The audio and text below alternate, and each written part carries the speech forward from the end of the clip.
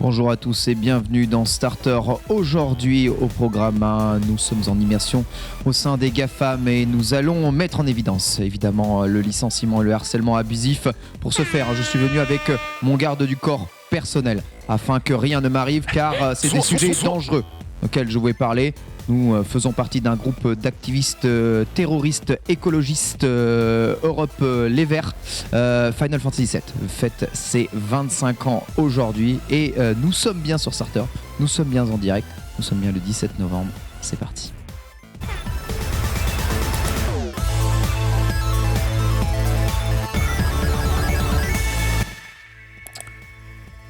Oui, bonjour à tous, ravi de vous retrouver dans Starter en direct. Final Fantasy VII, 25 ans de la sortie en Europe, un des jeux les plus hypés à l'époque et un des jeux peut-être les plus surcotés de l'histoire de l'univers des jeux vidéo, même si je ne suis pas du rang des surcotés puisque j'adore évidemment ce jeu-là. Bonjour Lox, comment vas-tu ? Ça va très bien.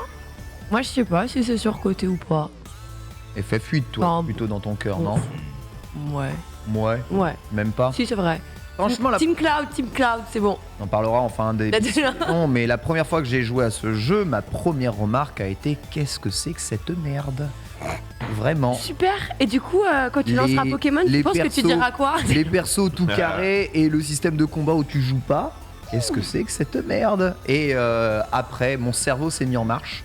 Non, mais toi, tu regrettes l'aspect stratégie tour par tour. Ma vie a changé. Le jeu a changé ma vie. Bonjour Antistar qui nous fait le plaisir d'être avec nous aujourd'hui, incroyable, pour la deuxième fois dans Starter. Ah non, la première. La première. La première fois tu étais avec moi par l'esprit. Dans ton cœur. Exactement. Comment ça va Antistar ? Bah écoute, ça va très bien. Nous sommes la veille de sortie d'un jeu extrêmement attendu, dont on va parler tout à l'heure évidemment. Un jeu que je sais que tu attends beaucoup et qui est encore plus moche que FF7. C'est faux, mais... Encore plus moche que FF7 Remake. C'est un jeu que j'attends beaucoup, c'est un jeu que nous sommes énormément à attendre dans le monde, puisque ça fait partie des jeux les plus précommandés de cette année, il faut le savoir, ce qui est quand même assez ouf. À notre gauche, il n'attend pas du tout ce jeu, mais il est quand même là. Reza est avec nous, bonjour Reza. Bonjour Ken, je suis super content d'être présent aujourd'hui, j'ai récupéré un petit peu ma voix.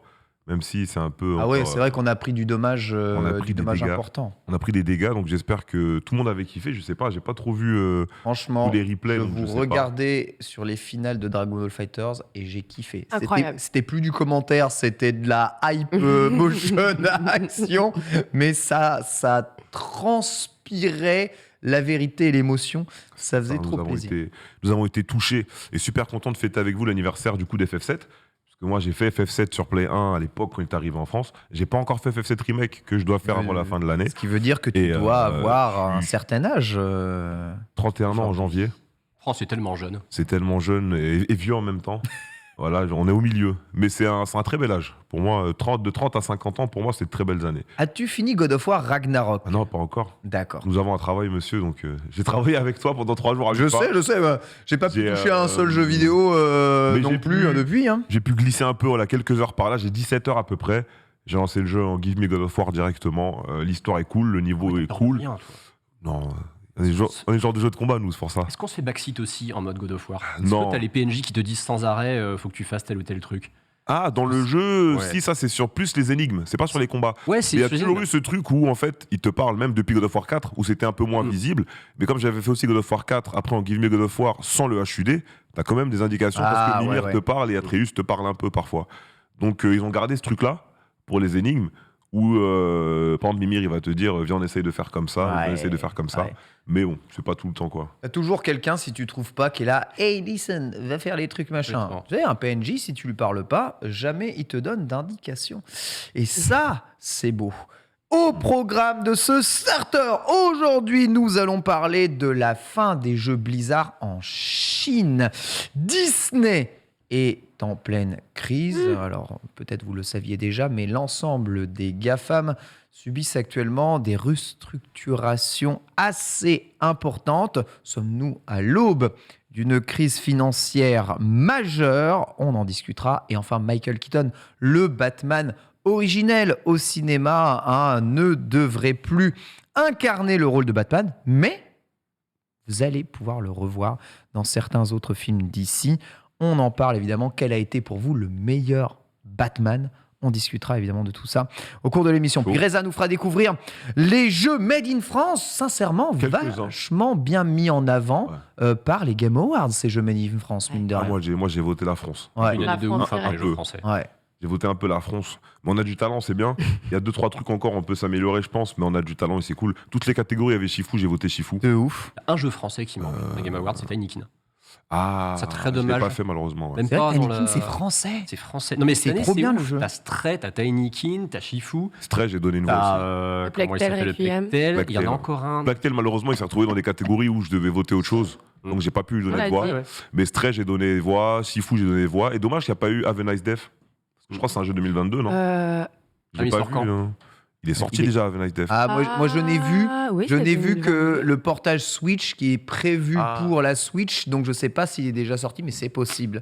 Mais ouais, j'attends beaucoup ce jeu, en effet, sur Switch. Ça va être très intéressant. Je relève quand même une petite blague du chat parce que nos viewers ont quand même du talent inclus qui nous dit Atreus va monter un boys band et ça s'appellera les Backseat Boys. Très bon, j'aime beaucoup. On adore. L'humour. Un boys band dans l'occurrence. La Select avec toi, Lox. Reste de l'actualité ici aujourd'hui. Le reste de l'actu, on va commencer avec un petit report. Vous vous en doutez, vous l'avez peut-être vu passer. On enchaînera avec une probable fenêtre de sortie pour Tekken 8. Oui. Non, si. Tu mens. Arrête, parce que nous on est au courant de rien. Jure. Bah, moi je ne sais rien. Il y a une petite phrase sortie par-ci, par-là. Donc par élimination, tu arrives à détenir. Très bien, je saurai attendre. J'ai on pas parle lu. de fenêtre. Il n'y avait pas une année au moins pour Tekken 8 ? Même pas ?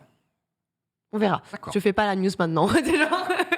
Je rentrerai dans le détail par la suite. On reviendra, petite update, la mise à jour littéralement sur le Doom Eternal Gate, j'ai envie de l'appeler, de la sorte, puisqu'on vous en a parlé il y a quelques jours. Et bien écoutez, Bethesda a répondu à Mike Gordon concernant tout à fait les musiques, comme tu le disais, Ken.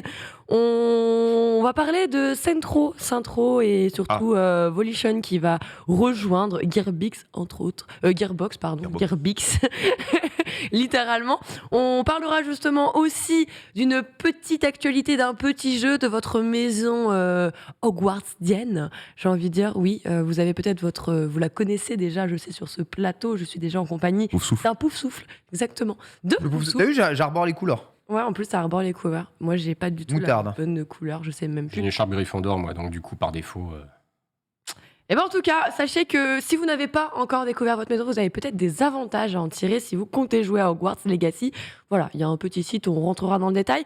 On va vous donner des conseils, des recos pour vous débarrasser des potentiels squatteurs de votre compte Netflix. Puisque oui, ces parasites peuvent être présents et parfois c'est difficile de s'en débarrasser. On reviendra sur des petites blagues très très drôles sur Twitter qui ont coûté 16 millions de dollars à certains groupes. Et surtout, un trône, la fin d'un règne pour un youtubeur au profit d'un autre youtubeur, peut-être que vous le savez déjà. Mais ça y est, le roi PewDiePie est tombé. Détrôné. Il a été détrôné par une personne... Par Ken Bogard. Si vous suivez un peu YouTube, vous devez vous douter de qui est le nouveau détenteur par ma chaîne tierce, Ken le cycliste. VOD. Ah non, mince. Ken le Zwift. Incroyable Ken. Incroyable Zwift. J'aimerais trop. Absolument. Ce sera tout pour la Select. Ah oui. On va parler ensuite du test de Pokémon avec Antistar. 2 mots avant de commencer cette chronique pour nous présenter. Oui, le test de Pokémon, effectivement, est sorti sur JV ce matin à 10h. On donne la note maintenant ou on garde le suspense ? Suspense. Ok, ah ouais, suspense, très bien. Et on tirera rien alors. On terminera avec l'archive Final Fantasy VII à 25 ans de la sortie en Europe. Vous connaissez tout le programme. On y va, c'est parti. Let's go starter.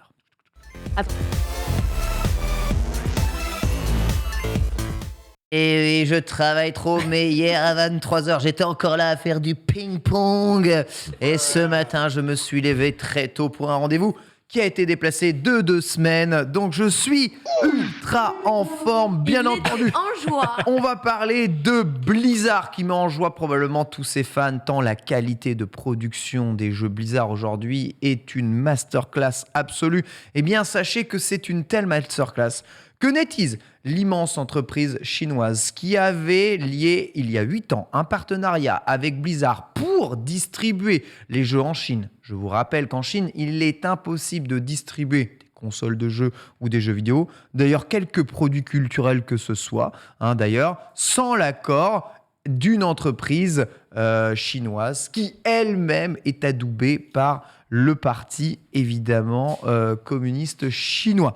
NetEase fait partie de ces grands groupes et avait lié depuis 8 ans des partenariats avec Blizzard. Et bien voilà, suite à la renégociation de leur contrat de partenariat, NetEase ne semble plus en accord pour continuer ce partenariat. Il met donc fin à ce dernier et bien il se retrouve que beaucoup de services de jeux Blizzard vont être suspendus. Ceci inclut World of Warcraft, qui n'aura donc pas la prochaine mise à jour Dragonflight en Chine, Hearthstone qui n'aura plus les nouvelles extensions, Warcraft 3 qui s'en fout, Overwatch qui n'aura plus le droit de toute façon à sa suite free-to-play ou pas, Starcraft et Diablo. Voilà, donc tout ça c'est poubelle malheureusement.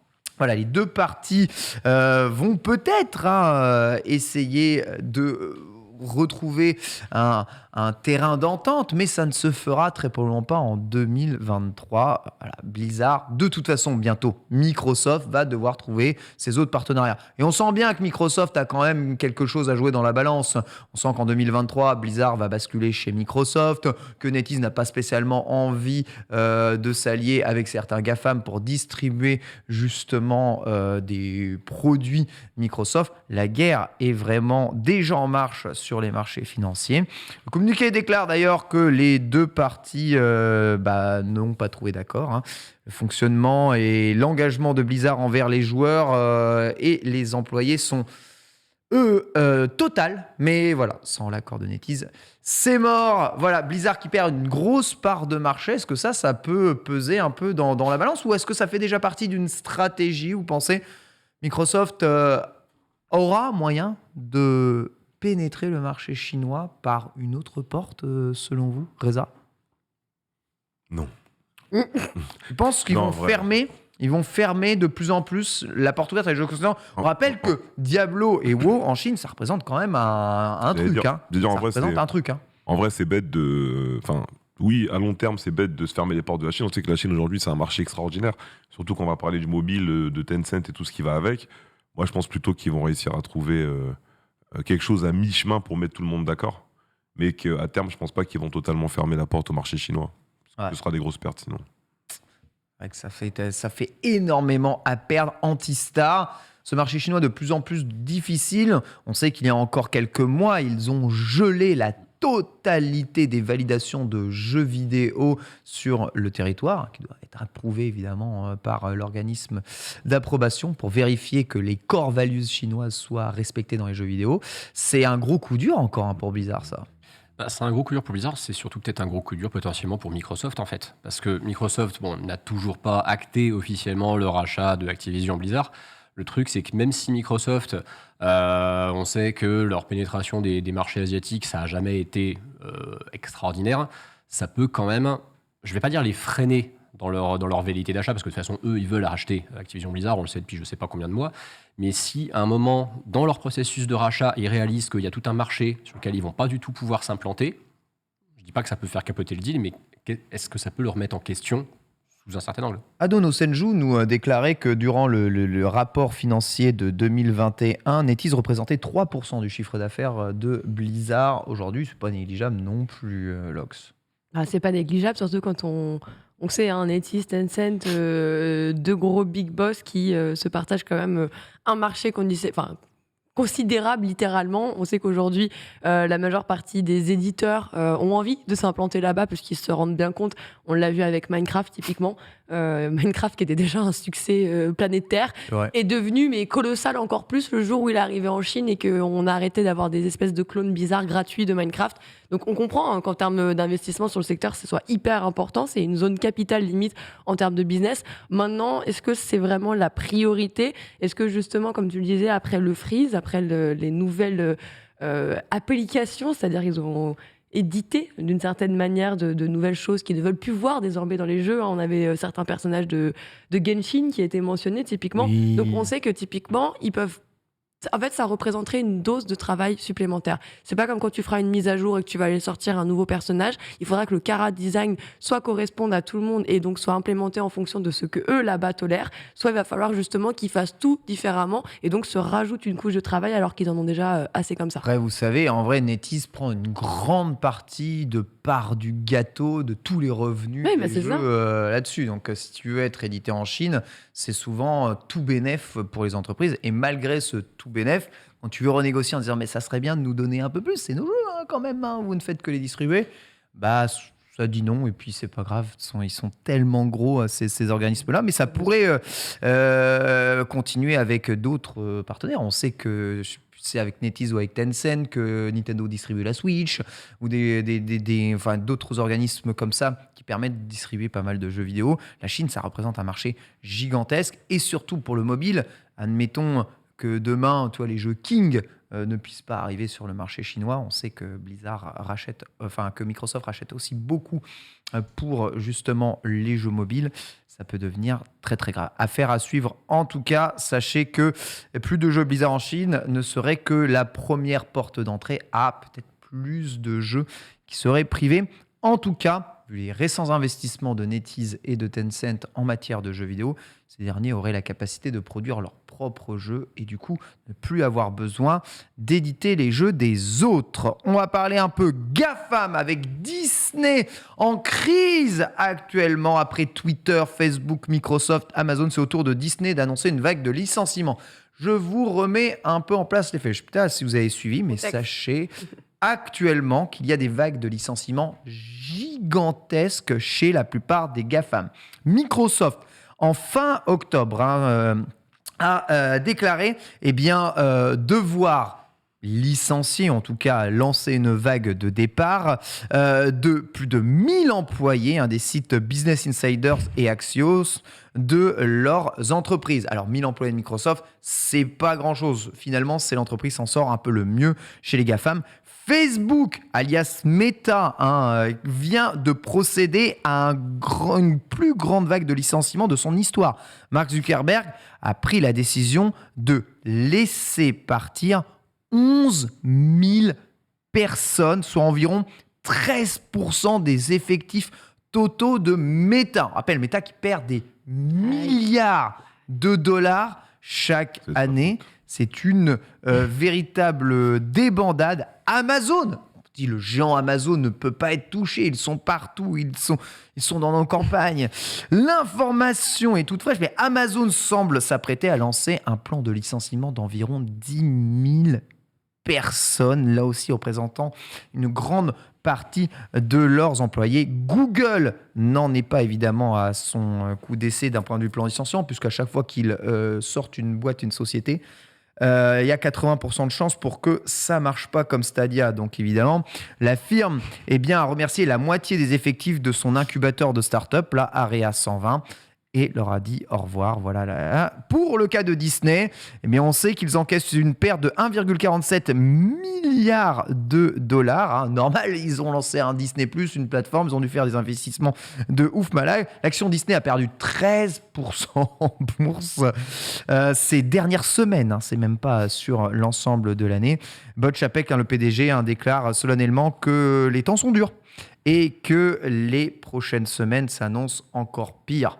Pour lui, évidemment, qui patauge dans sa jolie villa de Beverly Hills. Bon, ouais. Les processus difficiles évoqués par Chapek vont entraîner souvent un plan de licenciement à grande échelle. On rappelle aussi qu'au même moment, Elon Musk, notre cher Elon Musk, décide un tout petit peu de faire pique-nique douille, c'est toi l'andouille, histoire de libérer de l'espace. Tu vis, tu meurs. Toi, tu vis, toi, tu meurs. Il vise une restructuration de Twitter tout à fait. ce week-end. En un week-end. Il y a des rumeurs comme quoi il filerait finalement les clés de Twitter à quelqu'un d'autre parce qu'il se rend compte que ça le fait quand même bien chier. T'inquiète, on en reparle encore, mais voilà, clairement. Là, Bref, est-ce que c'est la fin des géants des GAFAM ou est-ce qu'une vieille personne... Voilà, exactement. Merci Dewey. Merci d'avoir la rêve. L'immense dictateur Dewey. Ça, le dieu God Dewey, évidemment. C'est là. Antistar, c'est quand même pas des très bons indicateurs, hein, tout ça, pour l'ensemble des autres entreprises, hein, parce qu'on sait que les GAFAM drivent un peu l'économie mondiale aujourd'hui. C'est ça, parce que si tu te dis que même ces entreprises qui sont a priori toutes puissantes, dont tu dis elles sont capables de racheter n'importe quoi à coût de dizaines de milliards de dollars, enfin quand tu vois ce qu'ils achètent, tu te dis ah ouais, s'ils achètent ça, c'est qu'ils peuvent tout acheter. Si même eux en arrivent à des plans de licenciement pareils, tu dis qu'absolument personne n'est à l'abri. C'est pas rassurant du tout. C'est-à-dire que où que tu bosses, dès que tu bosses pour un grand groupe, tu te poses la question, et là où je suis, qu'est-ce qui va se passer ? Est-ce que nos emplois sont en danger ? C'est ça que nous posons comme question, Antistar. Non. Je ne sais pas. Mais tu as des informations, toi ? Tu as des informations que je n'ai pas, mon bon Ken. Moi, je ne sais pas. Écoute-moi, a priori, mon emploi n'est pas en danger. Je dis bien a priori, mais si ça se trouve, il y a peut-être des trucs qui se trament derrière. Tu sais, nous ne sommes pas grand-chose, nous. Hein. Reza. On est si peu. Nous sommes un grain de sable. Moi, je pense que ça va aller, tu vois. On sait qu'il y a Meta. Bon, Meta, c'est pas ouf. Mais pour les cas Amazon, ça recrute à fond. Donc, il faut aussi prendre... Le turnover chez Amazon est ouf. Exactement. Voilà, il faut aller prendre aussi le côté des recrutements. Parce que là, on nous a balancé des articles pour nous dire, regardez dans les GAFAM, il y a plein de licenciements. On nous a pas dit combien de recrutements par an. Je sais que Microsoft, apparemment, on parle de trucs de 20 à 30 000. Ça a recruté à tour de bois. Tu vois. Donc, Microsoft, faut faire le prorata, je pense. Microsoft, voilà, on parle de certaines structures qui licencient un peu, mais en vrai, Microsoft et Google, c'est plutôt OK. Même mais Amazon, ça a l'air safe. Les autres perdent vraiment beaucoup d'employés, en licencie vraiment beaucoup. Surtout Meta et Twitter qui sont les plus... Meta, Twitter, Meta, Twitter. Amazon, Meta, Microsoft, ça, je suis pas inquiet pour eux. Même Apple, au final. Apple, ils continuent de recruter, ils continuent d'esquiver les impôts en Europe. Bref, tu vois, c'est... Augmenter le prix des téléphones. Augmenter le prix des téléphones. On parlera d'ailleurs, je crois, de l'iPhone 15 dans JDH. Dans JDH, ouais. Mais... La puissance financière d'Apple, je crois qu'on la sous-estime un peu. Hein. Ouais, je suis pas inquiet. On ne sait pas vraiment où ils en sont parce que je pense qu'ils sont assez opaques là-dessus, mais je pense qu'ils sont... Ils sont bien ? Ouais, j'aurais tendance à penser qu'ils sont bien Apple quand même. C'est un peu les Nintendo américains quelque part. Je n'osais pas m'hasarder à cette comparaison. Je me suis dit si je parle encore de Nintendo, mais c'est bien, merci de l'avoir fait à ma place. Lox, à ton avis, on est à l'aube de quelque chose de plus dramatique ou pas ? D'accord, ok. Pour toi, t'es plus dramatique, toi. Très clairement, moi je pense qu'on... Plus pessimiste. Je vais être très pessimiste. Je suis dark aujourd'hui, c'est comme ça. Ça se trouve, on va même pas pouvoir finir cette émission. On sait pas, c'est ça. En fait, on peut jamais savoir à l'avance. Non, mais en vrai, on va pas se mentir si on ne... Voilà, ça y est, l'alerte rouge, c'est fini. Non, mais tu regardes un petit peu ailleurs que ce qui se passe dans ta rue, tu te rends compte que c'est pas très rose en ce moment, hein, que ce soit sur la fluctuation de certains marchés, sur les bourses, sur la géopolitique, l'économie de divers pays. On peut être un petit peu à l'aube d'une potentielle crise financière qui nous tomberait sur la gueule et qui pourrait faire très mal justement même à ces grands mastodontes qui se croyaient vraiment intouchables. Littéralement intouchables, genre surpuissants, et vraiment il ne pouvait rien leur arriver. Je pense que personne n'a cette position aujourd'hui. Tu peux avoir des millions, tu peux avoir ce que tu veux, tout peut se casser la gueule du jour au lendemain aussi, donc ça reste une éventualité. Bon, maintenant je ne suis pas en mode là, ça y est, c'est la fin du monde, c'est fini pour tout le monde. Hein. Non. Mais je viens contraster un petit peu avec le reste du plateau. On parle en effet de grands groupes qui embauchent des dizaines de milliers, voire des centaines de milliers de personnes, bien entendu, mais on sait que tous ces groupes-là ont un peu misé sur le jeu vidéo ces derniers temps. À une époque où... à l'époque, il y avait une entreprise qui s'appelait BlackBerry, qui était bien devant Apple et qui aujourd'hui est un souvenir lointain. On sait comme les choses peuvent aller vite. On a eu des grands bons... Il y a une époque où on utilisait Yahoo comme moteur de recherche. Il y a une époque où on utilisait MSN aussi. C'est vrai qu'il y a bien, quelque chose que le monde de la tech nous a appris, c'est que ça peut aller très vite dans un sens et très vite dans l'autre. Exactement. Mais bon... T'as intérêt à avoir plusieurs coups d'avance. T'es obligé d'anticiper, t'es obligé de voir 10-15 ans en avant parce que sinon, oui, tu peux te casser la gueule. Microsoft a réussi à faire ça. Ouais. C'est vrai qu'ils ont réussi à naviguer dans ce monde difficile, mais j'avais l'idée qu'Amazon avait ce côté un peu vision, mais visiblement, même pour eux, ça va pas de ouf. En tout cas, l'annonce, c'est que Disney, tu vois, tu payes de toute façon les investissements que tu fais au bout d'un moment. Les films qui ne marchent pas forcément aussi peut-être bien que prévu, même si ça marche fort. Et eh bien la plateforme à perte, puisque c'est carrément sûr que Disney+, ça se lance à perte justement là. Mais bon, qu'est-ce que vous voulez ? Lequel sera pas une grosse perte des GAFAM pour vous ? Si on en perd un, on fait du oui. Du oui, toi tu vis, toi tu meurs. Tu dois te priver d'un GAFAM. Disney, tu vis, Amazon, te priver d'un GAFAM, là. Facebook, tu meurs. Lequel, Twitter, c'est pas grave. Tu meurs. Reza. Je sais pas du tout. Arrête. Ah ouais ? Ah ouais, je sais pas. Tu peux te priver de Facebook ? J'ai pas Facebook. Meta ? justement, Instagram ? Ah, le WhatsApp ? privé personnellement Ah ouais ? Ah non, mais ça disparaît. Facebook, Donc, ça dégage, parce que moi, j'ai plus Facebook, ça fait 5 ans. moi. Tu Facebook. Ah ouais, c'est le groupe Facebook, groupe Meta, c'est WhatsApp Insta. Ouais, WhatsApp, j'utilise. Si on parle du groupe entièrement, en vrai, il n'y a que WhatsApp qui m'intéresse vraiment. J'ai Insta, mais c'est WhatsApp que j'utilise vraiment. Du coup, WhatsApp, c'est remplaçable. Ouais, mais c'est ce que j'utilise. WhatsApp, c'est Donc, remplaçable. je garde WhatsApp et Insta en vrai, par rapport à ça. Twitter, c'est où on travaille. Malheureusement, même si là-bas, c'est un peu le bordel. Il nous reste qu'il est tu es rémunéré. Apple, tu peux t'en passer. Après, Twitter est pas dans les GAFAM. Non, en vrai, Apple. Apple, tu peux t'en passer. Ouais, Twitter, c'est pas dans le GAFAM. Mais Apple, je peux m'en passer, ouais. Apple, tu peux t'en passer. Tu dois en supprimer un des 5 là. Franchement, je vire Meta. Tu vires Meta. En fait, il n'y a que WhatsApp qui me manquerait vaguement. Et au pire, les quelques personnes avec qui je parle sur WhatsApp, je les ai sur Discord et sur Twitter aussi. J'avoue. Moi, c'est pas le cas. Microsoft, non. Microsoft, Apple, non. Amazon, non. Pourquoi Apple, non ? Sondage dans le chat, vous pouvez répondre. Mais l'iPhone. Si un des GAFAM. Mais moi, là, j'ai un iPhone, mais si demain il faut acheter un OnePlus, je rachète un. Si un des GAFAM doit disparaître, lequel ne vous ferait rien ? On s'en fout. Clairement, le moins. Pour moi, celui qui peut disparaître, on s'en fout en vrai, c'est Apple. Moi, j'ai plus d'alternatives, c'est vrai. Moi, j'ai tellement de trucs maintenant chez eux, ça fait ouais, mais t'as des alternatives, comme il dit. De ouf. Ça. De ouf. C'est. Lox. En fait, j'ai envie. Tu dois en faire disparaître un. Là, tu es du oui, tu en as. Apple est celui qui a répondu en masse. Normal. Apple, Meta, les autres, on a une dépendance à Google, Amazon, Microsoft, c'est un truc de ouf malade. Jamais de la vie. Microsoft, jamais. C'est un truc de ouf. Mais c'est là où on voit la dépendance des gens. Genre, c'est pas nous qui irions abattre Microsoft. Mais justement, j'hésite vraiment entre Meta et Apple. Parce que le problème de Meta, pour moi, sa seule force actuelle, même si c'est complètement cassé et que je peux pas voir mes DM et tout, que c'est le bordel, c'est Instagram. Donc tu vois, en fait, j'ai envie de tuer Meta, mais je pense à Instagram et je me dis, je préfère quand même Instagram. Je préfère Instagram à Twitter. Oui. Du coup, mais ça sert pas à faire la même chose. Mais après, Twitter, j'utilise pour le boulot, pour le moment encore un petit peu. On ira sur TikTok, c'est pas grave. Oh non. Je suis déjà sur TikTok. Oh non. Je vais déjà sur TikTok. Qu'est-ce qui pourrait remplacer Instagram ? Tu voulais dire quelque chose justement, Antistar, par rapport à tout ça ?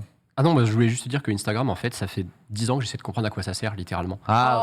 C'est vraiment. C'est un blog. En fait, c'est le nouveau blog. C'est un Tumblr en mieux. C'est le nouveau blog. Ouais, c'est mieux. Ouais, mais quand t'as Twitter, en fait, et que tu passes beaucoup de temps sur Twitter, j'arrive pas à trouver d'utilité à Instagram. Alors, c'est vrai. Là, tu fais pas la même chose sur les deux. Sur Instagram, tu mets des photos ou des vidéos, mais la plupart du temps, c'est plus du partage instantané, où en fait, ton message il est plus clair parce que c'est toi qui viens de le dire, donc les gens ils comprennent un peu mieux des fois. Sur Twitter aussi. Sur Twitter, c'est toi qui es identifié comme la personne qui a posté. Le seul truc qui manque sur Twitter, t'as un nombre de caractères. Tu vlogues vraiment sur Twitter, tu vlogues pas. Non, moi sur Twitter. T'as pas d'historique. Enfin, il y a que les weirdos tous les albums photos qui remontent 5 ans de trucs Twitter. Par contre, oui, la recherche Twitter, c'est complètement. Et tous nos trucs qu'on fait dans l'événementiel et tout, les posts pré-event, à part le message sur Twitter, tout ce qui va être photo, vidéo et autres, ça va être soit sur YouTube, soit sur Instagram, tu vois. Exactement. Et pour tous les créatifs, pareil, ceux qui sont graphistes, monteurs, vidéo, tout ça dans la 3D. Aujourd'hui, la mise en avant de ces contenus-là via les Reels ou via les vidéos même qui étaient dispo depuis un moment, c'est ça. En tout cas, sachez que c'est pourtant, je crois, actuellement l'une des premières capitalisations. Apple est réellement l'entreprise qui, à 50%, les gens peuvent se passer. C'est ouf d'avoir probablement une des plus grosses entreprises, d'accord, qui fait vraiment du hardware et du logiciel, quasiment que ça, et d'être quand même l'entreprise dont le plus de gens peuvent se passer. Et je dois bien avouer que même moi, si je dois répondre, je pense que Apple, tout est remplaçable. Donc en fait, Apple serait le choix que je répondrais. Mais Meta, c'est juste pour Instagram que je veux garder le groupe. Donc autant de dire que devoir faire la totalité de mes transferts cloud, machin, mot de passe et tout, ça me ferait limite plus chier Parce qu'ils font des bons produits, Apple, même si c'est cher. Oui, ils font des bons produits. Ouais, mais les produits sont bons, tu vois. Et enfin, comparé à juste garder ma page Insta, casserait les couilles, quoi. Par contre, Facebook, on est d'accord, on s'en fout tous ici. C'est-à-dire que Facebook, ça disparaît. Bah, les couilles, c'est vraiment, franchement, Ouais, ok, les gars. Voilà. Non mais en vrai si, moi j'y vais encore mais juste pour suivre des groupes ou des artistes musicaux. Parce que c'est sur Facebook c'est le plus pratique niveau C'est actu. vrai. Tu sais pourquoi moi j'ai Facebook? C'est pour le Facebook Connect, pour les sites où j'ai pas envie de m'inscrire. J'ai un compte Facebook qui ne sert qu'à ça. Ouais. Moi, j'ai dû réactiver mon compte Facebook pour un casque VR. Mais quand je vois déjà à quel point Instagram c'est plus blanc de Facebook, j'imagine même. C'est abusé, hein.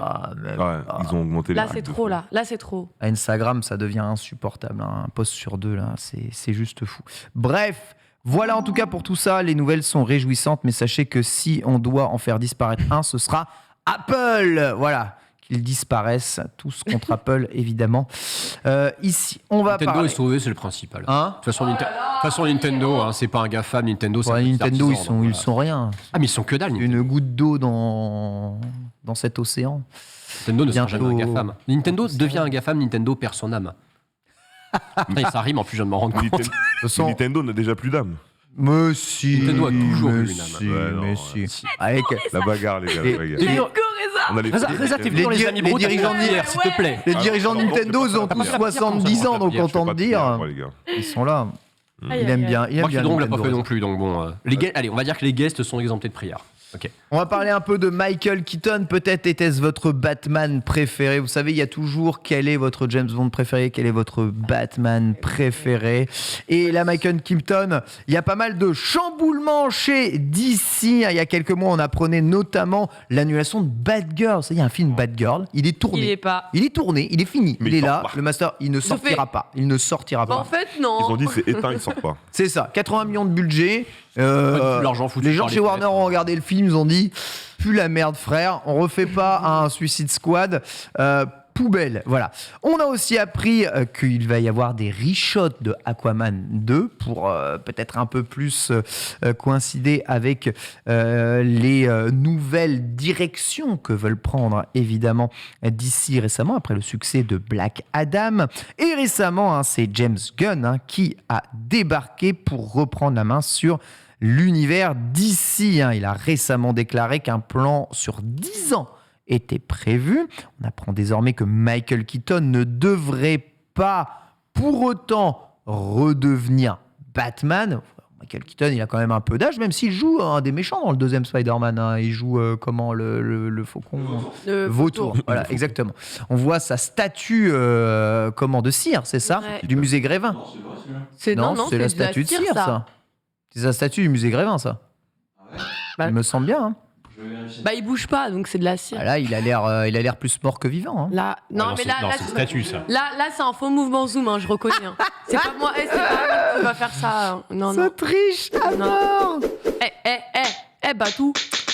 Par Arrête. contre, ce qu'on était sûr, c'est que, c'est dommage, vous ne verrez pas le film, mais il était présent dans Bad Girl. Michael Keaton, il fait un historique. C'est vrai. Il fait un historique dans Bad Girl et vous ne le verrez pas. Visiblement, il Sauf si ça serait leak. aussi prévu dans Aquaman Sauf que ça 2 leak. et dans The Flash, peut-être aussi comme Sonic, où il devrait croiser le Batman de Ben Affleck. Dans The Flash, normalement, vous devriez voir le Batman de Ben Affleck et le Batman de Michael Keaton.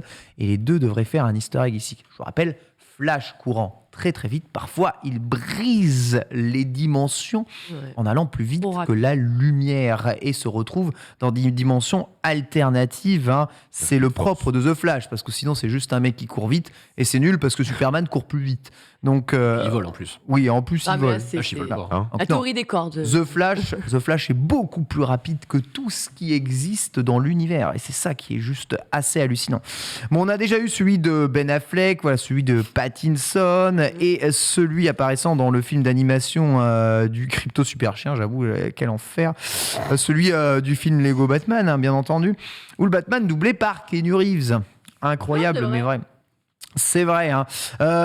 On a les déclarations du boss de Warner Bros. Dick Lowery qui a déclaré qu'il ne souhaitait pas, évidemment, que Michael Keaton reviennent dans Batman et qu'il y ait 4 Batman en même temps dans les timelines de Batman. On comprend déjà bien assez rien du tout à Batman. Il y a trop déjà de Batman et d'acteurs qui jouent Batman. Donc il en veut pas trop. Donc au final, là, on devrait seulement avoir des easter eggs peut-être dans The Flash. Mais bon, c'est sympa de revoir en tout cas le personnage justement revenir. Est-ce que vous avez commencé Batman avec Tim Burton, Michael Keaton ici, Reza? Est-ce que ça te plaisait les films déjà à cette époque-là? Et ok, ça me plaisait, ouais. Ok. Mais... Moi, j'étais assez jeune. Hein. Bah, ce que j'allais te dire, Ouais, en vrai, t'avais le dessin animé, quoi. Donc, ouais, il y avait le dessin animé de 92 qui était extraordinaire. Ah oui, vraiment ce ça, dessin voilà. Après, t'as eu les premiers dessins animés de Justice League. Après, j'ai revu les films un peu après, c'est l'autre avec le pingouin et tout. Donc c'était cool en vrai, mais c'est pas les films que j'ai vus de base pour la première fois. Dessin animé mieux, quoi. J'étais plus touché quand j'étais petit de base par les dessins animés Batman d'abord. Et après avoir revu les films en étant adulte, ouais, j'ai kiffé. Ouais. Ouais, j'avoue. Anti-star. Voilà. Alors c'est pareil, en vrai, moi j'avais beaucoup regardé le dessin animé effectivement au début des années 90. Et tu sais que les films, je me les suis tous enchaînés en 2 semaines quand j'ai joué à Batman Arkham Asylum sur PS3 à l'époque. Très bon jeu. Parce que je me suis dit, tiens, mais c'est vrai, il y a eu quand même plein de films, vas-y, je vais me les mater. Donc j'ai regardé les 4 des années 80-90, puis la trilogie de Nolan. Franchement, les 2 premiers, méga solides. Ouais. Celui avec Clooney. Incroyable. Un très grand film, du même niveau que Super Mario Bros, à peu près, Ouais. je pense. Et la trilogie de Nolan, comme pas mal de gens, je suis fâché avec Rises parce que je trouve vraiment que il traîne en longueur. Il y a la moitié du cast qui part à la poubelle. Pour moi, c'est dommage parce que la trilogie était partie pour être oufissime. Begins est excellent, The Dark Knight. Begins, c'est très bon. Ouais. Dark Toujours des Knight, gens c'est qui très trouveront bon. qu'il est surcoté, mais je trouve quand même que The Dark Knight, c'est un très grand bande ciné. Par contre, j'ai regardé, ça tombe bien qu'on en parle, j'ai regardé The Batman il y a 3 jours. Je l'avais pas encore vu. J'ai surkiffé. Alors vraiment, j'ai surkiffé. Maintenant, il faut savoir un truc. J'adore les thrillers hyper sombres. Mon film culte devant l'éternel, c'est Seven. Et forcément, un Batman hyper dark qui se passe quasiment tout le temps de nuit, où il pleut, où tu as un serial killer. Waouh, c'était limite la formule de Batman que je pensais pas voir un jour. Et j'ai surkiffé. Donc là, évidemment, c'est super chaud. Donc là, comme ça, j'aurais tendance à te dire, ouais, c'est peut-être celui-là que j'ai préféré. Plus tard, peut-être que j'aurai un recul différent dessus. Mais c'était une super bonne surprise. Surtout que Pattinson, de base, j'avais pas spécialement d'atome crochu avec lui. Et non, franchement, méga solide ce film. C'est bien, ça prouve qu'aujourd'hui, on a un plateau de bonhommes. Wheelock, c'est un bonhomme aussi, pour le chat. Parce c'est vrai qu'ils savent pas tous, mais oui. Ils savent pas tous encore, mais vous allez bientôt le savoir. Mais parce que The Batman est aussi mon Batman préféré. Ah ouais. Ouais, The Batman est aussi mon Batman préféré. Mais c'est une claque. Ouais, C'est nous, on a été le voir ensemble. Je te jure, on était en mode ensemble en plus. Parce que tu sais, moi, j'ai beaucoup de copains qui sont vraiment fans de comics de foot. Du coup, on parle beaucoup de comics. Et il y a plein d'issues de Batman que j'ai lu en fait. Et du coup, t'as Batman Year One, que je recommande à pas mal de gens, qui a son format comics et qui a aussi un format animé. Dis-moi, Ken, pardon. Juste, je te laisse terminer, évidemment. Sondage lancé, quel est votre acteur qui a incarné Batman préféré? On vous posera d'ailleurs la question juste ici, entre Keaton, Clooney, Bale, Affleck et Pattinson. On oublie Val Kilmer, évidemment, comme à chaque fois. C'est dommage. Je continue. Laisse continuer. Voilà, donc je disais, t'as eu Batman Year One, et tu vois, en ce moment, ce qui se fait justement avec le MCU et tout ça, c'est qu'en fait, on a des réadaptations des univers cinématographiques. Et c'est vrai que moi, avec The Batman, je m'attendais justement à un Batman qui allait être super proche de la vision comics des premières années de Batman. Parce que ce qui est bien, c'est quand le pose dans le temps directement. Et dès que le film commence, justement, il ouvre son livre, son sorte de carnet où il note un peu tout. Il y a écrit Gotham, 2e année. Donc directement, tu peux te situer par rapport aux comics et tu dis qu'il est dans l'hier tout. Et tu as quelques rêves qui nous montrent que voilà, la 2e année, Batman, il est un peu inexpérimenté. C'est clair, il fait quelques gaffes. Il est un peu en mode colérique, il est un peu en mode dans la vengeance. Et voilà, tu es vraiment sur un thriller posé sur ce qui est les bases de Batman. Donc, qui à la base s'appelait Detective Comics. À l'époque, parce que de base c'est un détective, c'est le plus grand détective au monde. DC, ça et vient du de là, coup, exactement, DC vient de là. Et du coup, voilà, c'est Batman centré sur des enquêtes. C'est Batman centré sur un Batman Year 2 qui est inexpérimenté et qui va faire pas mal d'erreurs. C'est des méchants, je ne veux pas spoiler, peut-être il y en a qui l'ont pas encore vu, qui sont super bien mis en avant. Et du coup, pour moi, rien que tout ça, ça fait de ce film, du coup, le Batman que j'ai probablement préféré. Et avec, bien évidemment, il y aura Dark Knight Return. Et il complète très bien, Donc Dark Knight Return, c'est que le Joker et tout ça. Ouais. Excuse-moi. Je trouve qu'il complète très bien le Joker de Joaquin Phoenix, en fait, qui lui-même était assez sombre, assez glauque. C'est pas le même Joker du tout que celui qu'on avait pu voir dans The Dark Knight. Et c'est pareil, le film Joker, je sais qu'il avait pas mal divisé. Il y avait des gens qui ont dit, ouais, quand même, c'est un peu c'est un peu brut, c'est un peu apologie de la violence gratuite et tout. Moi, j'ai trouvé que c'était un film absolument incroyable, ce Joker-là, et je trouve qu'on a vraiment un gros revival de tout l'univers Batman avec ces films-là, qui est extrêmement satisfaisant. Celui avec Ben Affleck, par contre, je suis désolé, moi, non. Non, c'est non. Alors justement, d'un point de vue des votes, Christian Bale arrive en tête avec 53% des votes, suivi de Pattinson, 18%, Michael Keaton, égalité avec Ben Affleck, 13%, et George Clooney remportera 2% des votes. C'est dommage, c'est tellement le meilleur ultime. Je me permets de rebondir sur Dalton. Le problème, c'est que Ben Affleck, il a été un peu catapulté dans un merdier, j'ai envie de dire. Ouais. Tu vois. Parce que, je sais pas si vous avez vu un peu le comics, je crois que c'est Dark Knight Returns en 2 parties. Ouais. Merci beaucoup, Polo. C'est un comic, je trouve hyper stylé. Si vous pouvez acheter le livre, achetez le livre. Si vous n'avez pas de quoi acheter le livre, achetez. Ils ont fait un film d'animation en 2 parties. C'est un Batman qui se passe dans un peu dans le futur. Donc Batman, je crois, il a 50 piges ou 55 ans, je sais plus. Je vois. Et ça fait 10 ans qu'il fait plus Batman. En gros, Gotham, c'est le bordel de fou. Il y a les mutants qui ont tout fumé dans la ville. T'as Joker qui est du coup à l'asile des fous, mais vu qu'il n'y a plus Batman, il reste à l'asile. Il a aucune raison d'essayer de sortir. Et du coup, t'as cette vision un peu d'un Batman vieux qui va devoir remettre les gants, si je peux me permettre, et essayer de mettre de l'ordre dans la ville avec les mutants. Donc la première partie, c'est centré sur les mutants et le chef des mutants. Et à la fin de tout ça, Joker va se rendre compte du coup que Batman est de retour. Il va faire une dinguerie, voilà, c'est très cru, c'est très violent. Il va sortir, il y a pas mal de choses qui vont se passer. Et en gros, pendant le truc, t'as aussi Superman qui va rendre visite à Batman et qui lui dit Batman, t'es pas la police, t'es pas le gouvernement américain, c'est pas toi qui gères Gotham. Et Batman dit à Superman les clairement, républicains. Gotham c'est chez moi, si tu reviens, je te casse la gueule. Clairement, il en a rien à foutre. Et du coup, le film se passe, le comic se passe. Et à la fin du comic, faut être ballsy pour dire ça, Superman en face. Bruce n'a peur de personne. Ouais. Et tu vois, et justement à la fin de ce magnifique comic, t'as le fameux combat Batman versus Superman. Sauf qu'à l'époque, DC étant un peu sous la pression de l'avancée du MCU, ils se sont dit on va tout faire pour accélérer les sorties de nos films pour rapidement dropper Justice League. Ce qui fait que quand ils ont fait BVS, le fameux film Batman vs Superman, ils t'ont mélangé le comics du coup Dark Knight Returns, ça manque de contexte. Ils t'ont mélangé le comics Superman, la mort de Superman Doomsday, qui est un comics excellent que je recommande. Ils t'ont mélangé les débuts de Justice League aussi, ce qui fait que bon, si tu t'intéresses pas du tout à l'univers, tu te dis ça peut être cool, il y a un Batman versus Superman, il y a un machin et tout, mais si tu connais un peu ce qui se passe, bien évidemment, on n'est pas censé forcément avoir ce qui se passe exactement dans les comics. Tu vois clairement qu'ils ont rushé un truc pour essayer de faire 3-4 comics qui n'ont parfois rien à voir, pour rattraper rapidement le MCU et mettre en place le film Justice League derrière. Alors que Ben Affleck a super bien joué. Ben Affleck a une condition physique de psychopathe pour son rôle de Batman. Il fait à peu près ma taille. C'était un titan, il s'est entraîné de fou.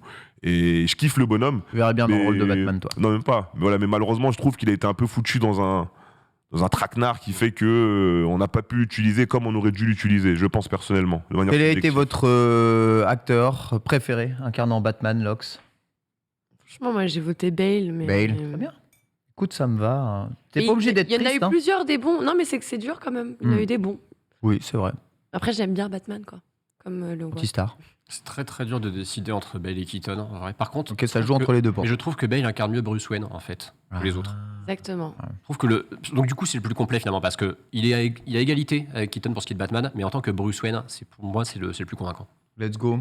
De ton côté. Moi, j'en ai pas de préféré parce que malheureusement, Batman dans l'univers. Le Batman, c'est pas le mec qui le joue, c'est ça? Non, ce que je veux dire, c'est que déjà, t'as Batman et t'as Bruce Wayne. En vrai, c'est 2 persos séparés. Oui. Et ensuite, t'as des étapes. Donc là, pour Pattinson, on est à Year 2. Pour Ben Affleck, il doit avoir la quarantaine. Tu vois, donc en fait, je pourrais pas te donner mon Batman préféré parce que du coup, c'est des Batman qui sont à des étapes différentes de leur vie et qui ne sont pas sans savoir. Tu peux me dire l'acteur que tu préfères jouer Batman? Pas le pan du Batman, tu vois. Ouais, j'ai pas de préféré en vrai. Ok.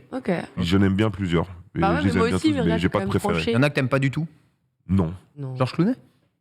Non, pas spécialement. J'ai pas détesté. J'ai vu qu'une fois le film, mais je l'ai pas détesté. C'est pas nul, c'est juste que c'est hors sujet en fait. Ouais, voilà.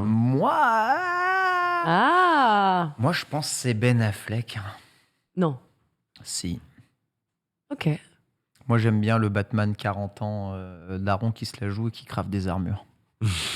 J'aime bien ça. Pardon. Tu détestes Pattinson en fait. En fait, j'aime pas Christian Bale, j'aime pas son jeu d'acteur, j'aime pas ce qu'il dégage. Je trouve qu'il fait tout le temps une forme de gueule qui me saoule.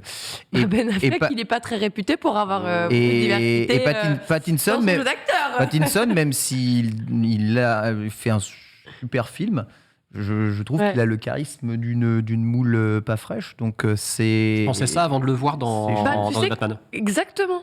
Moi, j'étais de la team. Oula, Pattinson en Batman, vraiment. On est de vous la êtes team, sûr mais Twilight, tout ça. Ah, et je voilà. Non, mais Oui, ça n'a c'est rien à très voir avec drôle. ça. Vraiment, quand il est seul sans le costume, il est là. Et quand il a costume, je le trouve skinny, tu vois.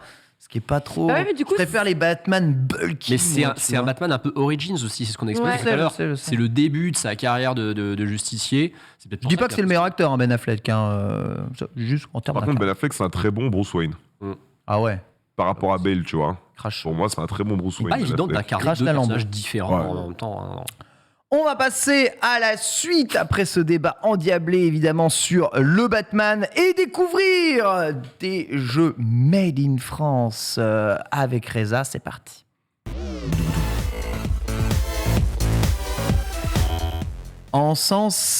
Encensé par les Game Awards, les jeux made in France sont de plus en plus bons et vous en avez peut-être fait sans savoir que ce sont des jeux fabrication française. Reza nous en a fait une petite sélection de jeux à la fois connus et d'autres que vous devriez découvrir. C'est ça. En fait, je me suis permis rapidement de mettre quelques jeux parce que du coup, on a bossé à Paris Games Week ensemble. Ouais, À Paris Games Week, il y avait le stand Made in France. tout à fait. Et je partais tester les jeux là-bas. Il y a un jeu que j'ai pas mis et j'espère que j'aurai une chronique pour en parler. Je verrai avec Polo parce qu'on m'a envoyé une preview. T'as pas mis Flight Simulator déjà? Non, je l'ai pas mis en Flight Simulator, Ah je ouais. suis désolé. On m'a envoyé un early access. Bon, j'en reparlerai, mais là, je l'ai pas mis dans la liste parce que je l'ai pas encore testé. Pas de souci. Du coup, on va commencer avec mon bébé, mon jeu indé de l'année. Ah, le meilleur. Studio parisien, Slow Clap, exactement. On va parler de Sifu. Ah, Parce qu'il y avait une sorte de vitrine avec le collector de Sifu dedans.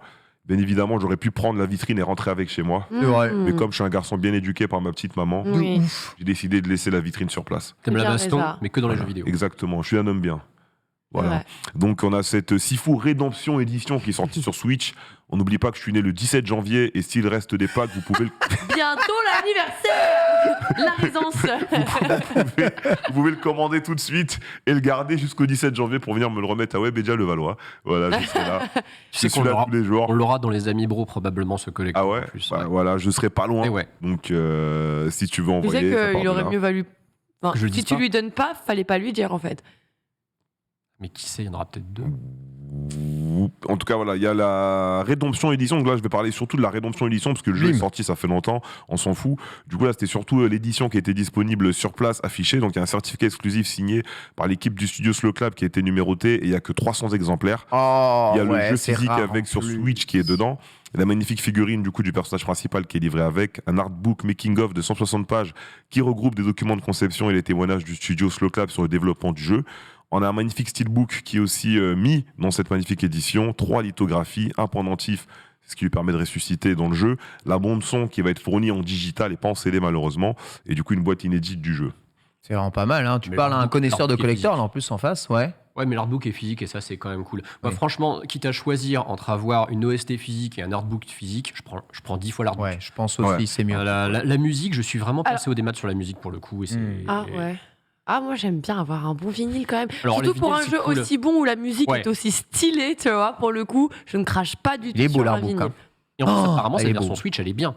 Ah ouais? Ouais, surtout non, ça. mais il tourne Elle est très cool, bien. mais elle est en partout. 30 FPS. Évidemment, elle est moins bien que la version Elle PS5, est- c'est sûr, oui. mais au moins, elle a le mérite d'être. Les Stable, ils ont fait un bon exigences portage. de joueurs Switch sont très, Basse. très modestes. Modeste.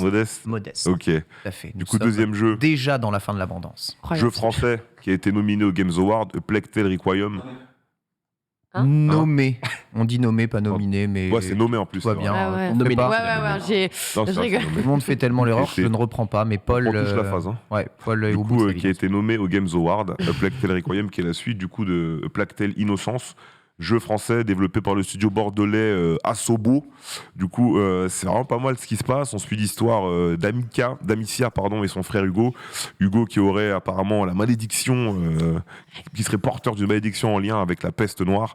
On est dans une France du XIVe siècle. Dans ce deuxième volet, normalement, ils sont censés se diriger vers le sud. J'ai pas encore fait le jeu, mais ils sont censés se diriger vers le sud de la France pour essayer un peu d'éviter la guerre, la peste et tout ce qui va avec. Et malheureusement pour eux, ils vont tomber sur d'autres surprises. Donc là, j'ai vu tourner le jeu déjà.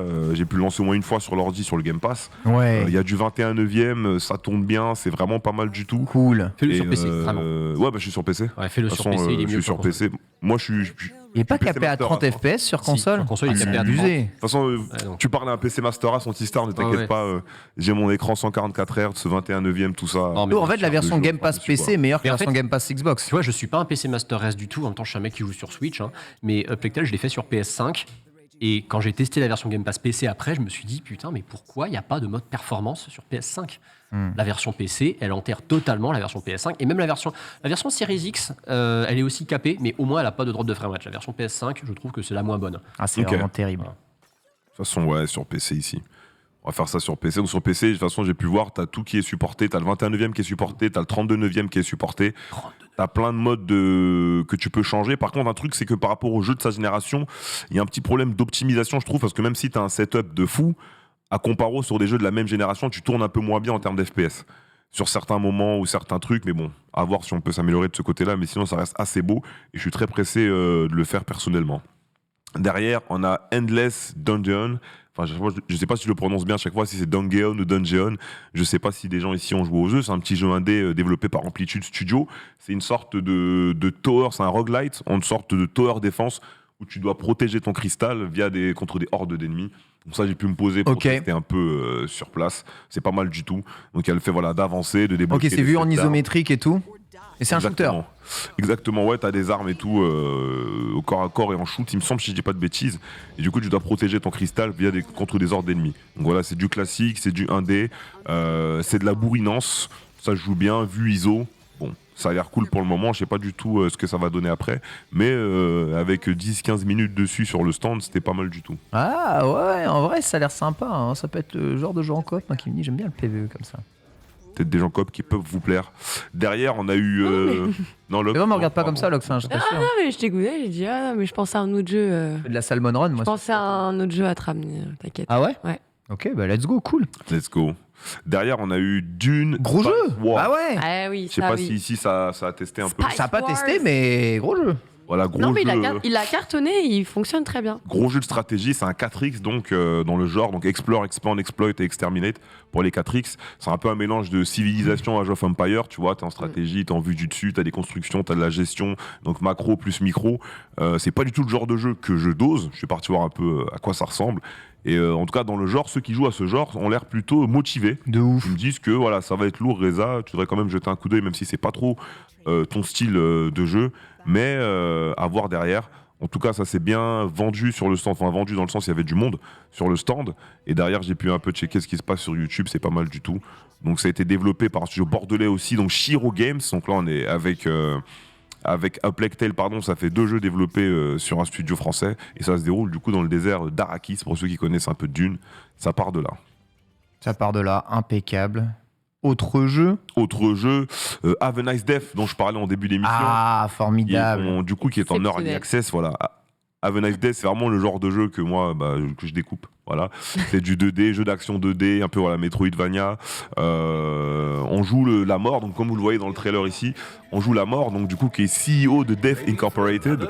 Et voilà, il est un peu au bord du burn-out parce que tous ces fléaux, ils font un peu de la merde, donc il se retrouve à avoir plein de morts, tout ça sur le dos. Il va devoir remonter dans l'entreprise et mettre un peu une déculottée à tout le monde. Les sbires, les cadres supérieurs, les sous-directeurs, les fléaux, tout le monde va y passer. Donc voilà, c'est du roguelite, t'as à peu près une trentaine d'armes dans le jeu, t'as pas mal d'équipements, et vu que c'est la mort, tu peux pas mourir, donc quand tu meurs, tu reviens. Il y a certains équipements, enfin certains trucs que tu vas augmenter, que tu vas garder, certains trucs que tu vas devoir reprendre à zéro. Le principe du roguelite, vous connaissez déjà. En tout cas, les combats sont vraiment cool, on est sur du type, voilà, hack and slash, c'est effréné, ça va vite, les animations sont magnifiques, Ouais, la DA est DA. magnifique, c'est fluide, le rythme est bon, c'est vraiment un jeu que je recommande. J'ai juste de penser à quand tu me disais, ouais, non, Cult of the Lamb, moi, les jeux dark comme ça. Alors, la mort, ça passe. Bien sûr, la mort ça passe, Ok. parce que la mort on meurt tous. No Cult of the Lamb, Ok, c'est ok. créer un culte satanique. Ouais. Ça me, clairement, ça ok, me dit ok. rien, ça n'a rien à voir. Là, tu joues la mort. Ah, et moi, je suis sur la DA, moi. le mec, voilà, il collecte les trucs. Et voilà, tu le vois, hein, on voit ici quelques-unes des armes, hein, la faux, la lance et compagnie. On en aura une trentaine apparemment. Sûrement certaines à distance, certaines au corps à corps, certaines avec des AEE. Bref, c'est clairement moi le genre de jeu qui me plaît. Je sais pas si ici en plateau ça clique. Cult Alors, of the Lamb. Bien sûr. Non. Non, Have a nice Have a nice day. Death. Franchement, En fait, ce serait pas un roguelite, je serais à fond dessus. Parce que j'aime pas les T'aimes pas roguelites. les roguelites? Ça me saoule. En fait, j'aime pas le côté procédural, le côté redémarrer. Ah ouais Même avec ton setup. Non, j'aime Ok. aucun roguelite. Moi, C'est j'ai- c'est horrible merde. parce que je passe à côté de jeux comme Hades ou Hades. Isaac à cause de ça. Ah ouais. Mais en fait, c'est Isaac, c'est comprends, moi, petit j'aimais fou. le jeu aussi. aussi, ouais, c'est Un en fait, roguelite. c'est une boucle de gameplay, le roguelite qui me déplaît. Je rentre pas dedans, c'est pareil Dead Cells aussi, j'ai essayé, Dead Cells mais aussi, Ah ouais. ouais. Alors, tu joues au français, Dead Cells. Bah oui, c'est ça, j'allais en parler. Moi, Dead Cells, j'ai En France, on poncé. en fait des trop bons en plus. C'est ça qui est triste. ah, mais je suis deg de pas adhérer à ce genre de Curse jeu. of the Dead God, Mais Après, français c'est comme aussi. ça, ouais. on choisit pas. C'est comme ça. Ouais, c'est vrai. En final, de toute façon, tu peux pas te forcer à aimer un C'est type ça. de Je jeu. peux pas te forcer à aimer un truc. Moi, j'aime bien ces jeux généralement parce qu'ils sont axés gameplay. Parce que tu vois, par contre, moi j'adore le gameplay, donc j'adore le gameplay. Quand je joue à un jeu vidéo, j'aime bien quand tu as des systèmes dans le système, plusieurs types d'armes qui vont emmener plusieurs types de gameplay contre différents types d'adversaires qui vont t'amener voilà, à te dépasser, à choisir les trucs. Et voilà, le petit côté procédural, ça rajoute un peu de la gouache sur les jeux comme ça 2D. Hades, on est sur un dungeon crawler, là on est sur un 2D Metroidvania. En tout cas, moi je trouve que c'est cool. Après, je comprends aussi que ça touche Après, la DA que me plein fait de gens ne pas soient pas touchés, quoi. Honnêtement, je serais quand même tenté de l'essayer parce que la DA me La botte DA est de ouf. solide, hein. Franchement, quand je le vois, je me dis, ah ouais, lui, je veux quand même l'essayer. De toute façon, ça sent le jeu qui va finir dans le Game Pass à un moment. C'est pas faux. Il y a moyen. Ouais. Il y a moyen. Derrière, donc en dernier jeu, j'ai choisi un jeu peut-être un jeu que sûrement tout le monde connaît ici et tout le monde connaît dans le chat. C'est Arkanoid Eternal Battle, un casse-brique sorti en 1986. Trop bien. Voilà, c'est le casse-brique tout originel. Et là, on a Putain, mais sorti c'est pas une sorte Microïd qui ressortent ça, là? Non, c'est Pasta Games, C'est- un studio ouais. parisien d'ailleurs, je crois. Un studio français parisien, je crois, qui ressort ça. Arkanoid, qu'est-ce que j'ai pu Pasta doser. Et là, du coup, c'est une version un peu à la revisitée. Ouais, alors Euh, comment ils revisitent un peu tout ça moi Déjà, les graphismes, la bande-son. Après, pareil, tu as toujours tous les modificateurs Ok, qui peuvent te d'accord. permettre d'avoir 2 boules, 3 boules, certaines qui font grossir la boule. Tu as des modes où tu as une arme qui va te permettre de détruire certains trucs à côté où tu peux tirer. Donc, vraiment, c'est vraiment un classique revisité. J'ai eu le temps d'y jouer rapidement Ok, sur le d'accord, stand ok, c'est vraiment- Made in France parce qu'il y avait du monde. J'ai pas pu rester longtemps, mais c'est solide. En fait, il faudra un Tetris Effect du Arkanoid. D'une certaine Ouais. façon. Attends, peu, ouais. Arkanoid 99, il me semble, c'était pas un projet qu'il y avait dans les bacs justement. Je crois qu'il y a un projet de Battle Royale Arkanoid dans les bacs. Je veux pas dire de bêtises, mais j'ai entendu des rumeurs comme ça. Moyen, ouais. J'ai entendu des rumeurs comme ça. À la PGW. Bah, comme un Tetris À la 99, mais version. À la Arkanoid. PGW, ouais. Donc c'est fort possible. Et en vrai, ouais, parce que tu sais, à chaque fois que tu détruis des ennemis, tu peux envoyer des dégâts, etc. etc. Moi, je jouais un Arkanoid en versus qui s'appelle Pop and Boons, qui était un jeu d'arcade hein, sorti sur MVS et qui est littéralement un Arkanoid ultra skillé que tu joues vraiment en versus. À chaque fois que tu casses des ennemis, ça envoie des ennemis à l'autre, ça gêne son rebond de balle, la balle va de plus en plus vite au fur et à mesure du temps. Tu peux envoyer des malus et des trucs. Et en vrai, le jeu est super stylé si jamais vous avez Alors, eu l'occasion. apparemment, il y a un BR dans le jeu à 25 joueurs. Ah, Oh, ça, voilà, ça, je me pour disais le bien que j'avais entendu parler de trucs comme ça. Merci, John. Merci. Merci beaucoup. Me disais bien. Mais ouais. Voilà pour la petite liste. Après, on a eu notre équipe e-sport BMS. Ceux qui connaissent Oui, Bah, vous bien avez intérêt sûr. de connaître, Une Une ouais. équipe française. une équipe française et qui était présente du coup sur le stand Made in France et une petite table ronde avec Alex, cofondateur de la scène, qui a pu parler un peu du coup e-sport et création d'entreprise avec les jeunes sur place. Et tu as eu aussi pas mal d'affrontements du coup de nos joueurs pros qui ont affronté le public sur Ultimate Smash Bros. Jeu de Nintendo Switch. Bien évidemment, ils ont laissé personne gagner, enfant ou adulte, tout le monde a pris sa part. Et C'était. ils sont Non, rentrés à la ça, par maison, contre, quoi. c'est. Ouais. T'aurais pu trouver une meilleure photo, Ouais, il y Polo. avait des photos. Mais Oh, des Reza. Franchement, les voilà. photos Ça de Jojo, il y a un peu suffit. plus en valeur, là. bah ouais, là clairement, ils ont mis une photo à la salle de sport. LCIO, Les CEO à la salle de sport. Bon, c'est pas grave, en tout cas, voilà, ça s'est super bien passé. On a passé une bonne semaine de Paris Games Week. Il y avait encore plus de jeux, du coup, sur le stand Made in France. J'ai pas eu le temps de tout voir, mais c'était cool. Il y avait aussi d'autres jeux pas mal. Je pense à RoboQuest, qui était par exemple sur le Ouais, j'ai pas stand testé, de mais- Xbox. C'est un fast FPS français, pour le coup. Catégorie, hein, on le rappelle, hein, un petit peu délaissée. On manque de fast FPS. Ça ferait plaisir d'en revoir. On Comme manque les de fast 4X FPS, qui ouais. reviennent progressivement, mais c'est vraiment des genres qu'on apprécie et dont on n'a pas énormément non plus de grands jeux actuellement, quoi, de sortie. T'as des périodes comme ça pour les genres qui sont pas les plus populaires. C'est vrai. C'est-à-dire pendant 4-5 ans, t'en as aucun. Bah là, les Puis à un 4 moment, sont t'en as en plein qui sont en prépa. même Du temps. coup, il y en a qui commencent Ouais, à voilà. se lancer. Et Spice Wars en mode arriver avec licence d'une aussi derrière, poussée par le film. Et c'est une super bonne chose parce que bon, il en faut pour tout le monde. Pour tout le monde, voilà, fin de la chronique. Exactement. Vous aimez les jeux proposés. Est-ce que vous avez des jeux français, vous, qui vous ont vraiment plu ces derniers temps, là, que vous voulez mettre en avant? Tinykin. Je Tiny le redis et le redis, c'est Tiny vraiment Kin. une très très belle surprise. C'est un peu méchant ce que je veux dire, mais c'est Pikmin en pas chiant en fait.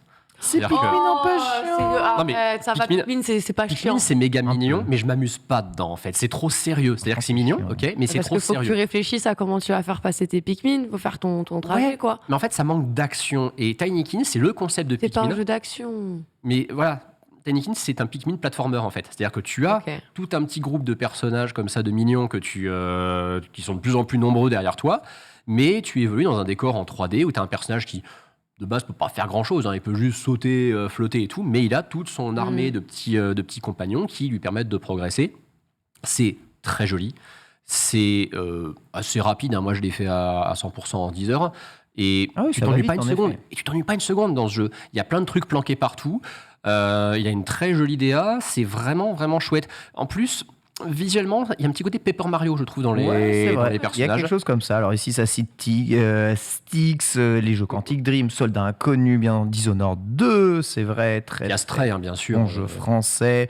On pourra citer évidemment Flight Simulator, qui même si c'est Microsoft, Asobo reste français, bien entendu, ou encore Dead Cell, Logs, petit jeu français à dropper comme ça. Bah, en vrai, j'ai déjà dit RoboQuest, mais RoboQuest. sinon, moi, je vais grave push encore Sifu, parce que Sifu, ça reste l'un de mes jeux préférés de toute l'année, là. Il y a Orelsan qui a fait un jeu de Civilization combat, Fighter. un jeu de combat vrai. aussi avec une C'est boîte de dev vrai. française qui s'appelle Civilization Fighter.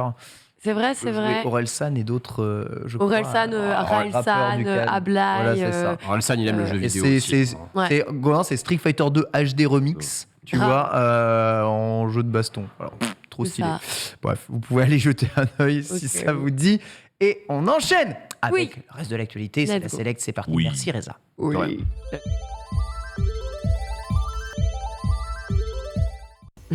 Oui, bonjour Lox. Oui, bonjour, on est ici pour faire d'abord un petit rappel des titres, j'allais l'oublier, non pardon, désolé, on y revient.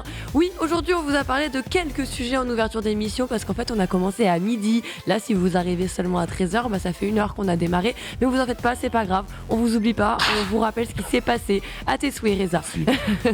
On a des jeux Blizzard, vous savez, qui existent à peu près partout, mais qui risqueraient de ne plus l'être dans un avenir proche, puisque oui, ça y est, la Chine pourrait ne plus avoir accès à ces jeux, en tout cas empêcher les titres voilà, de se développer et d'être jouables sur leur territoire. Suite à ça, on a enchaîné avec les GAFAM. Oui, les GAFAM, c'est super puissance, vous savez, ces entreprises qui sont un petit peu ceux qui détiennent tout aujourd'hui, on peut le dire d'une certaine manière, qu'on croit un petit peu surpuissants, qu'on croit légèrement intouchables. Finalement, ce ne serait pas totalement le cas, puisqu'on découvre que chez Disney, Amazon, Facebook ou encore Twitter, et bah ouais, c'est la crise. C'est la crise, on a des licenciements en masse, très difficiles, et puis ouais, on se dit si c'est la crise là-bas, commencez ailleurs. Voilà. On va pouvoir aussi enchaîner, et on a pu enchaîner surtout avec un sujet qui nous passionne, un sujet qui fait parler énormément, puisque oui, on est tous fans de Batman, je vous crois pas, hein. Si vous me dites que vous n'êtes pas fan, vous êtes qu'un gros mytho, comme tous ceux qui n'ont pas internet ici. Michael Keaton, ne sera plus Batman, un énorme chamboulement. Michael Keaton. Qui En vrai, c'est arrive, Carol Quinten, le meilleur Batman. Hein Carol Quinten, le meilleur Batman. Carol Quinten, c'est le meilleur. En même temps, elle est c'est Batman, donc voilà. C'est Batman, Batman. tout court. Voilà. Après, les autres, ce sont des incarnants de Batman avec un potentiel ou pas. Mais voilà, le plus haut potentiel est chez notre amie Carole qui est au Japon et qu'on embrasse bien sûr. Donc voilà, plus de Monsieur Keaton de ce côté-là. Mais justement, une bonne nouvelle, allez écouter le dossier puisqu'il semblerait qu'il ne soit pas totalement effacé, en tout cas de ce rôle de Batman, mais pas totalement de chez DC Comics. Maintenant, on part tout de suite pour la Select, l'autre Select, et on ouvre avec un report, cette fois-ci, un report dont vous avez déjà peut-être vu passer l'info ou pas. Dead Island 2, vous l'attendez ici vous Bah, Dead Island, maintenant, bien joué. plus maintenant, parce que ça fait C'est quoi, long, 10 hein. ans, non? C'est long, hein, ouais, Ouais, ouais, je crois que ça fait au moins bien En plus, ils ont refait un nouveau 8 ans trailer, au moins. c'est pour rien. J'ai une anecdote sur Dead Island 2. J'ai dans ma collection de bordel, j'ai un vieux goodies. C'est un frisbee Dead Island 2 qui date de la Gamescom 2013. Oh, Wow. vas-y, let's go. L'époque où je jouais à balle à Dead Island. Imagine, le truc, il était déjà présent dans une Gamescom il y a Attends, quasiment presque c'est 10 ans. ans. le frisbee bleu là Rouge. Ah non, Non. c'est vrai. Le bleu, c'était celui de Windjammers, peut-être. Ah ouais, merci. Ouais. Oh, je suis Donc il est repoussé. Donc il est Encore. littéralement repoussé. Hein. Il devait Encore. arriver le 2 février prochain. Malheureusement, il ne sortira pas au mois de février, mais il sortira plutôt au mois d'avril. Ça va, c'est pas un report catastrophique. On parle d'un petit mois et 2 semaines un peu. Il arrivera le 28 avril 2023. Finalement, donc voilà votre petit jeu de zombies qui va vous permettre de jouer en coop à 3. Bah voilà, va falloir juste patienter un peu plus si vous avez envie d'un nouveau jeu. Bah voilà, ils nous ont quand même communiqué en nous disant nous allons prendre le temps nécessaire pour nous assurer de pouvoir lancer un jeu que nous sommes fiers de lancer. AKA, bah ouais, le jeu il est pas prêt. Si on le lance maintenant, c'est pas ouf. On va prendre un peu plus de temps. Soyez patients. Désolé, merci. Le dernier trailer, il était lourd de fou. Bah ouais, de ouf. J'ai kiffé. Bah De ouais. toute façon, c'est un jeu qui a été reboot, Dead Island 2, je crois. Oui, un peu, ouais. Bah enfin, bah, voilà, on entend depuis tellement parler. Rendez-vous en avril. Ouais, en vrai, non, février, oui, avril, oui, un mois et demi. C'est ça. Un mois et demi. Non, mais moi, je suis encore Est-ce sur qu'il mon n'est 2 pas février. repoussé? Alors là, je suis pendu à tes lèvres pour la prochaine news. Hein. Reza et moi, on regarde en scrut. Tu vas nous parler de Tekken 8 et tu vas nous donner la date de sortie Non. précise, car tu la connais. Non, Ah bien sûr que non. Attention, Lux. Attends, Lux, tu nous as teasé pour ça? Non, c'est pas possible. Hein? Tu nous as teasé pour ça? J'ai dit une fenêtre de sortie. Donne-moi la fenêtre. Il y a un Une replay. porte-fenêtre de Ouais, sortie. Une baie vitrée, mec. Aïe, aïe, aïe, aïe, aïe. Une baie vitrée, mais alors une belle baie vitrée, tu vois. C'est Celle scandaleux. dans les salons des Jeff Bezos et compagnie. Voilà. Pesos. Voilà, les propriétaires des GAFAM. Oui, une fenêtre de sortie pour Tekken 8. Alors, on le sait, hein, beaucoup de mystères autour de la sortie, autour, en tout cas, de la date de la sortie de Tekken 8. Alors, on sait, Unreal Engine 5, oui, Reza. Moi, j'ai vu aucun indice. Mais je te dis, le jeu, il sort entre septembre et novembre. Mais Je te laisse arrête. continuer. Mais arrête, vas-y. Je te laisse continuer. Vas-y, continue. 2023, hein. Ouais, 2023. Mais arrête. Je laisse. Lox, vas-y. Vas-y, Lox. Alors, Elle sait, déjà. elle sait mieux que nous. Non, moi j'ai repris juste des Est-ce infos, qu'il les sort gars. avant Street 6 Moi, ou pas? Moi, je Non, passe après. les plats, là. Elle a des En insides. gros, il y a eu un appel apparemment avec des investisseurs et les investisseurs les auraient interrogés sur la possibilité de sortir des titres ou un titre capable de porter les ventes de la firme japonaise. On le rappelle, cette année, de leur côté Bandai, il y a eu un petit Elden Ring qui a bien fait gonfler, bien fait remonter et a fait prospérer la boîte avec un résultat financier plus qu'intéressant. Yes. Et donc cette fois-ci, évidemment, en tant qu'investisseur, ayant vu une année aussi attractive pour eux, bien sûr, la curiosité les a amenés à poser cette question. Ce à quoi un représentant aurait répondu « Nous avons prévu un grand nombre de projets. D'ailleurs, Tekken 8 est en cours de développement avec le lancement prévenu pour l'année fiscale de 2023. » Et l'année fiscale de 2023, on les connaît en fait, hein, les calendriers. Du coup, ça nous offre tout de même une fenêtre. Donc pour vous donner un ordre d'idée, l'année fiscale commence au 1er avril 2023 et terminerait le 31 mars 2024. Donc ta fenêtre, du coup, est valide. T'es dedans. C'est reste plausible. valide, ouais. Tu es T'es complètement dedans. Mais assurez-vous d'une chose, c'est que ça arrivera entre ce 1er avril 2023 et ce 31 mars 2024. Sûr.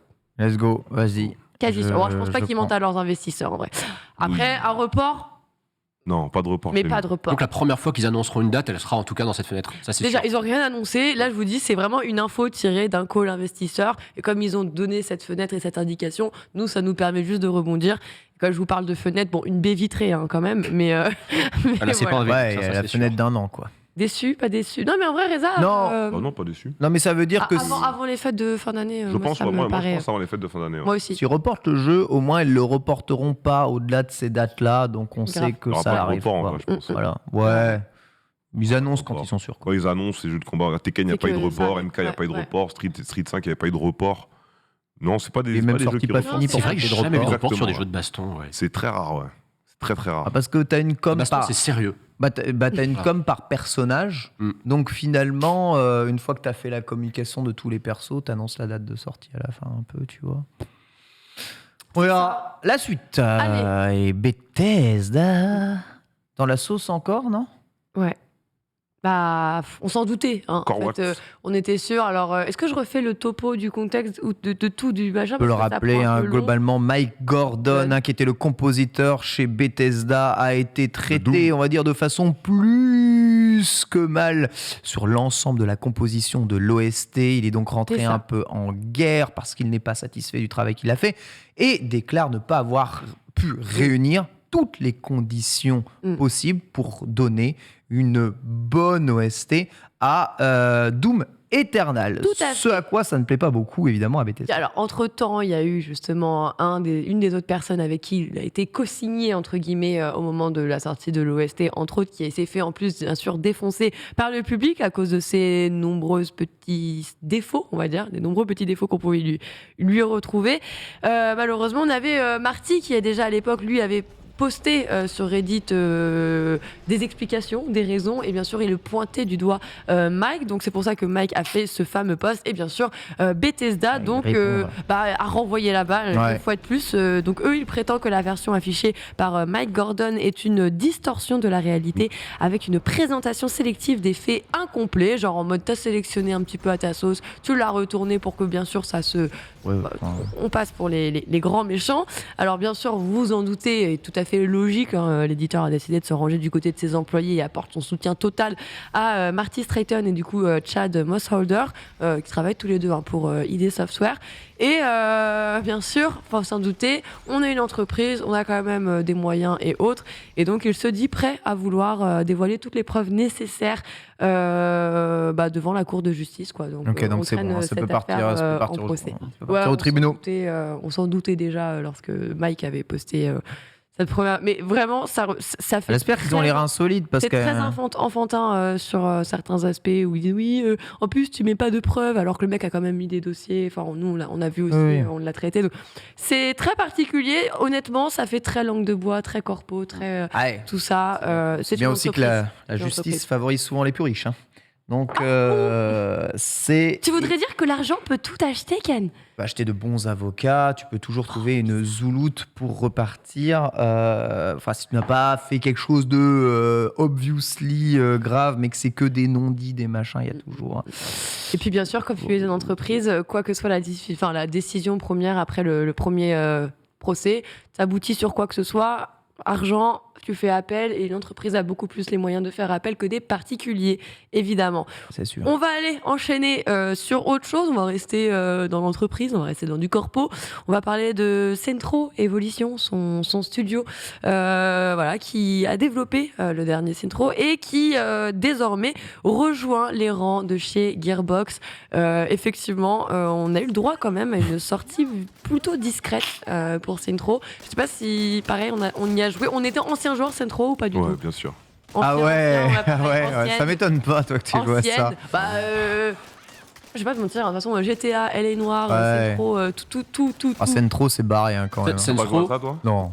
Putain de merde. Centro 2, c'était trop bien. Centro 2, quand t'avais en face GTA 4 qui était méga sérieux, tu disais, bon, GTA 4, c'est un chef-d'œuvre, c'est un de mes jeux préférés de tous les temps, mais le côté défouloir de Centro 2, plus sur Centro, ça me rappelait un peu GTA San Andreas, j'étais content d'avoir un jeu pareil. Mais je trouve que la licence est trop partie en couille. En fait, c'est trop barré. Là, pour moi, c'est peut-être un peu too much. Et d'ailleurs, c'est tout à fait les retours que malheureusement les joueurs en ont fait. Alors bon, même si le jeu en septembre, on a vu des déclarations du PDG d'Homeracer qui évoquait justement des ventes à la hauteur de leurs attentes. C'est-à-dire que ils sont plutôt satisfaits sur cet aspect-là. Malheureusement, comme on le dit là avec Antistar, oui, les retours sont littéralement mitigés. Les fans de la licence, du coup, n'ont pas été satisfaits, plutôt déçus, se sont un peu perdus en disant c'est pas ce qu'on cherchait, c'est pas ce qu'on aimait chez un Centro à l'époque et du coup on le retrouve pas aujourd'hui. Du coup forcément tout ça a entraîné des répercussions sur le studio et Volition intègre désormais donc Gearbox qui dispose visiblement de tous les outils nécessaires d'après eux avec une équipe de gestion expérimentée aux États-Unis qui pourrait normalement leur permettre d'assurer le succès du studio. Donc c'est un premier transfert qui se fait uniquement en interne. Voilà, ça devrait plutôt bien se passer. C'est un transfert dans un studio majeur quand même avec des groupes opérationnels, donc c'est ok.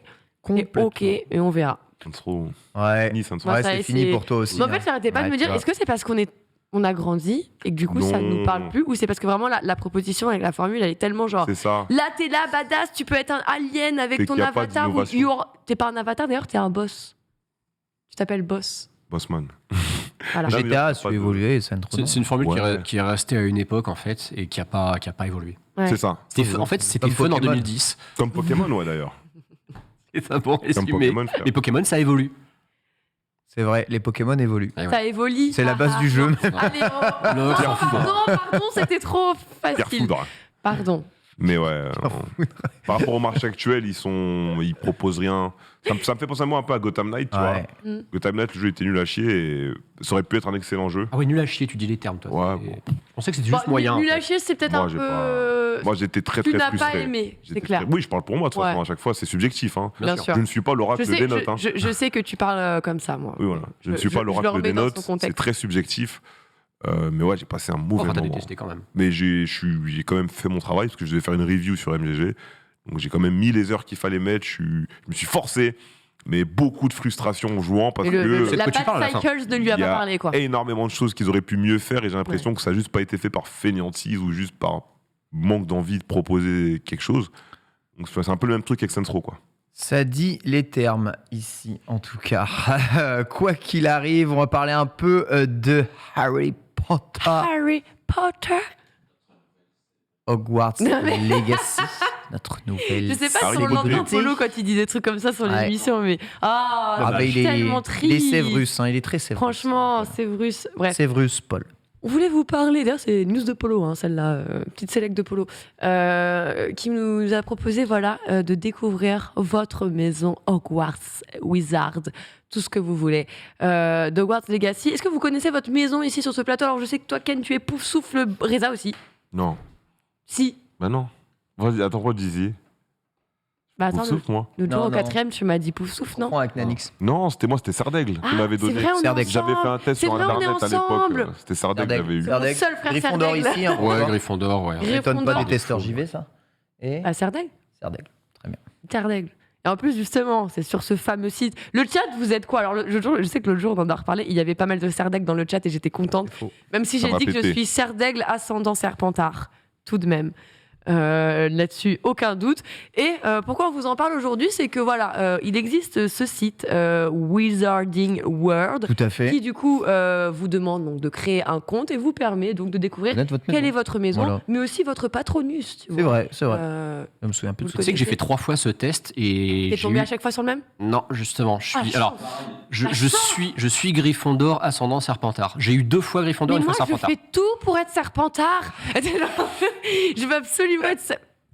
Et tu n'y arrives pas. Bah non. Et du coup, j'ai fait 2 fois Il te refuse. le test aussi. Et tu sais, j'ai essayé de répondre comme une Serpentard. Tu vois, je me suis mis mindset Serpentard. Ouais, mais t'as je suis triché. retombée sur Serdaigle 2 fois. J'ai fait. vas-y, Oui, mais c'est parce qu'il sait que tu as triché, bon. il Je vais le sait que tu refaire as une troisième essayé. fois. Je vais le refaire une troisième fois. Ils sont quoi, eux? Toi, je le refasse. Eh, C'est quoi le site déjà c'est Wizarding Wizarding World. Wizarding Le World. monde de Ok. Wizard. Et du coup, pourquoi on vous en parle Ouais. aujourd'hui? Pourquoi je vous pousse à aller nous dire quelle est votre maison? C'est que si vous comptez par la suite surtout jouer à Hogwarts Legacy, sachez que vous allez pouvoir récupérer des bonus en liant votre compte Warner avec votre compte Wizard. Des bonus in-game avec des tenues sorciers exclusifs. Enfin, voilà, une petite garde-robe, t'as vu? Histoire d'être encore plus fashion que les autres écoliers de Poudlard.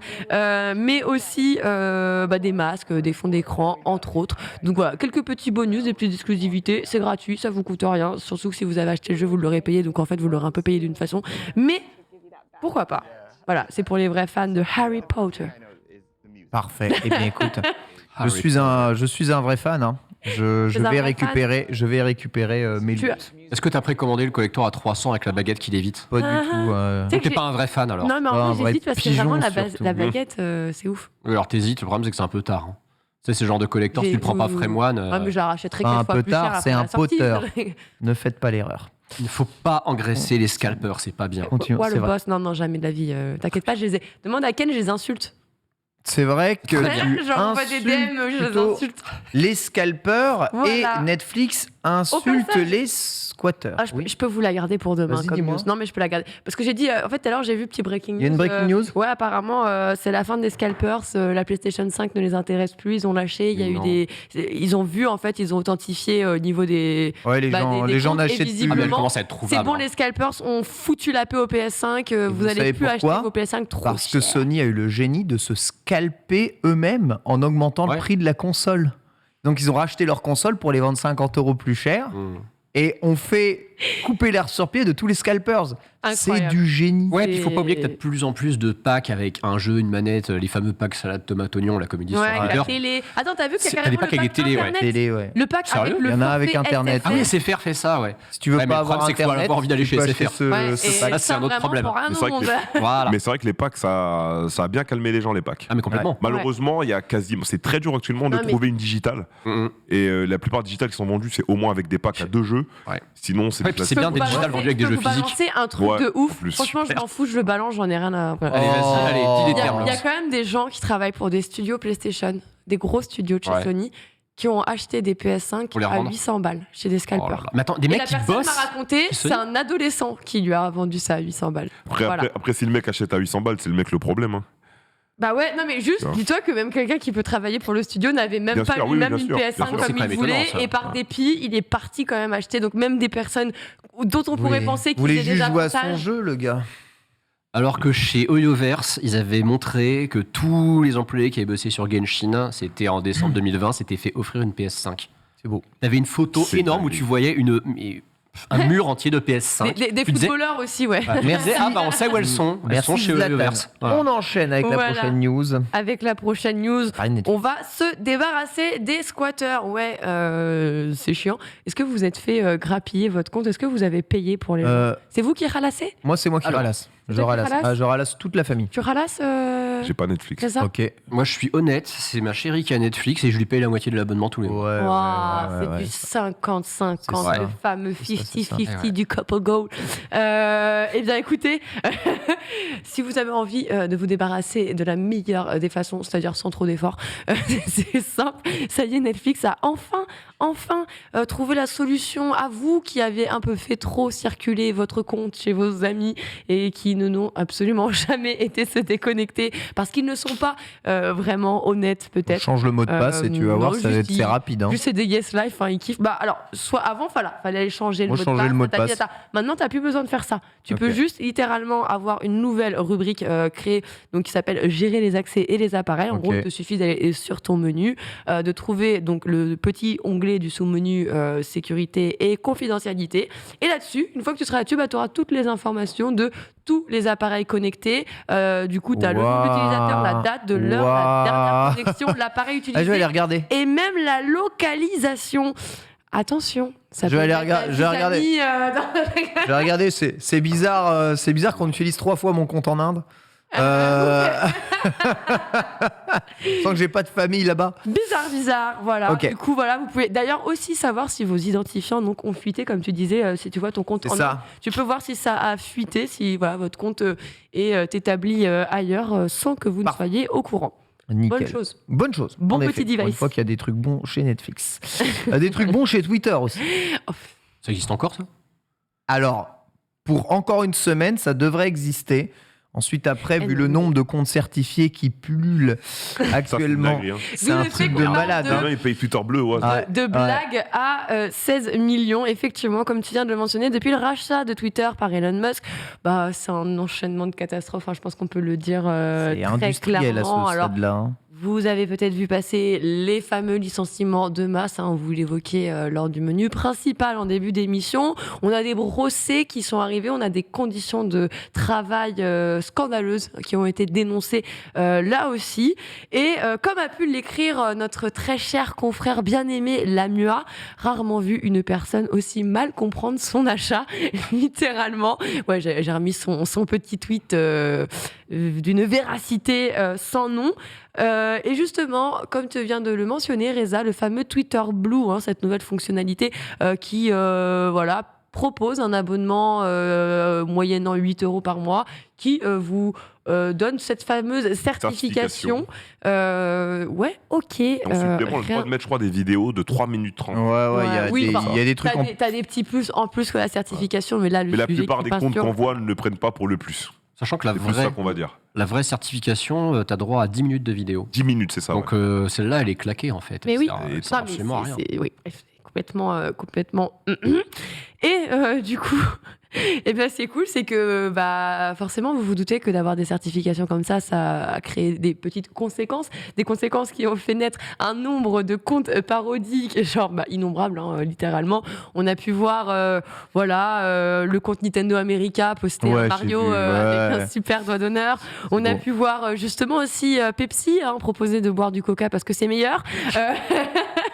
Voilà, Elon Musk lui aussi n'a pas été épargné. Roblox a eu le droit à pas mal de choses là aussi. Sauf que voilà, si on a vu certains tweets assez drôles de cette sorte, sachez qu'il y a d'autres groupes financiers de labos pharmaceutiques entre autres qui eux ont eu le droit aussi à des comptes et des tweets annonçant par exemple pour un groupe pharmaceutique américain qui donc eux mettent en vente pas mal de médicaments dont l'insuline pour les diabétiques annonçait tout simplement la gratuité de l'insuline sauf que c'était un fake compte et du coup ça a dû faire perdre des millions d'euros 7 milliards voilà 7 milliards de dollars ont été les conséquences puisque la bourse a pris tout ça malheureusement beaucoup trop au sérieux, n'ont pas eu le temps de vérifier l'authenticité du compte derrière tout ça.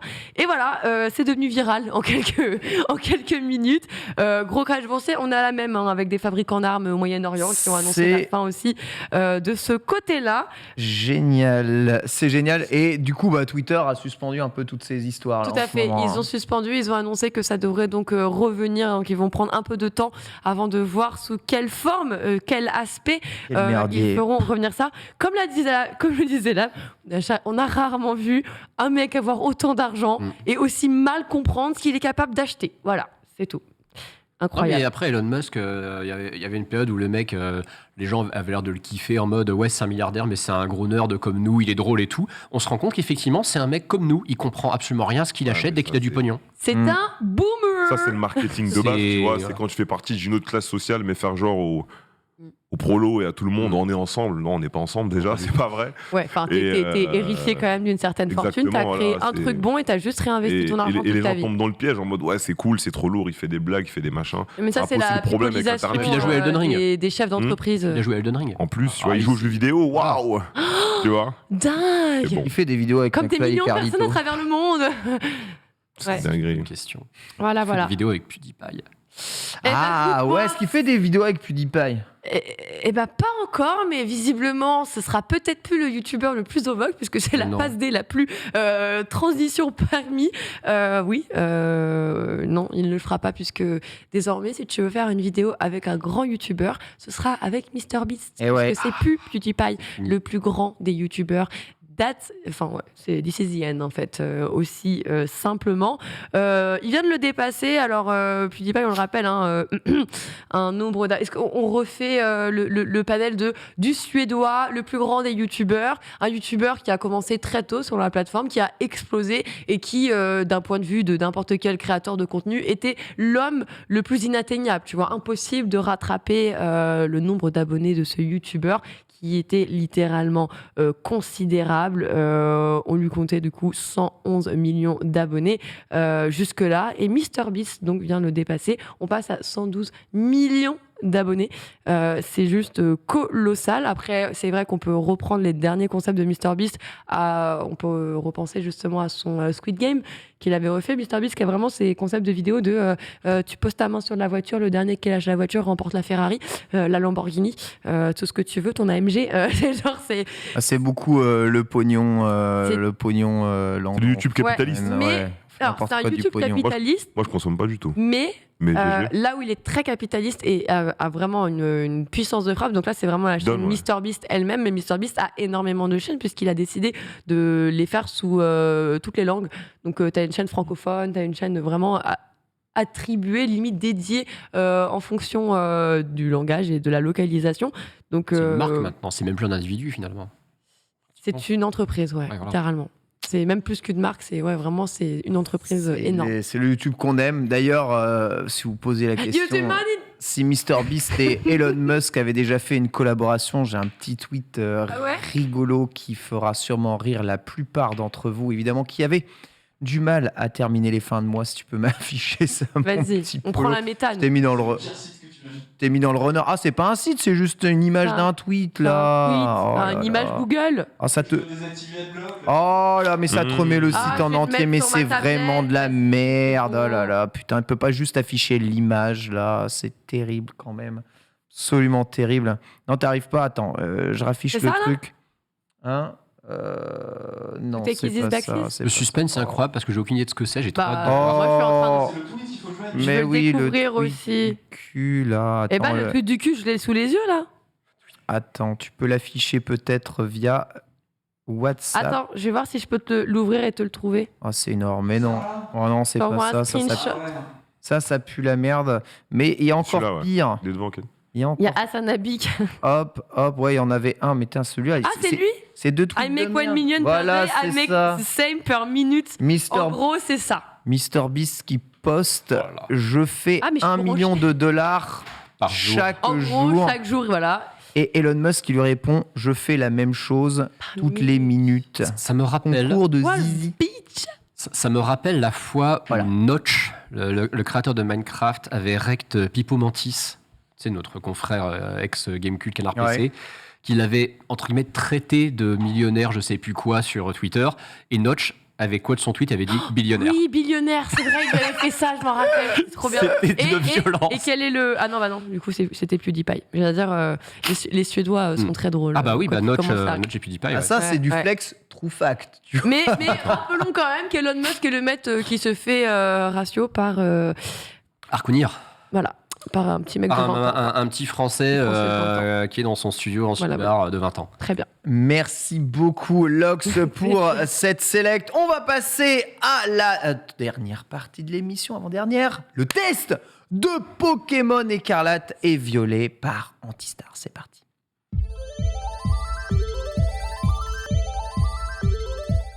Alors, Antistar, depuis que tu t'es mis à Pokémon, tu es devenu un véritable expert de dresseur.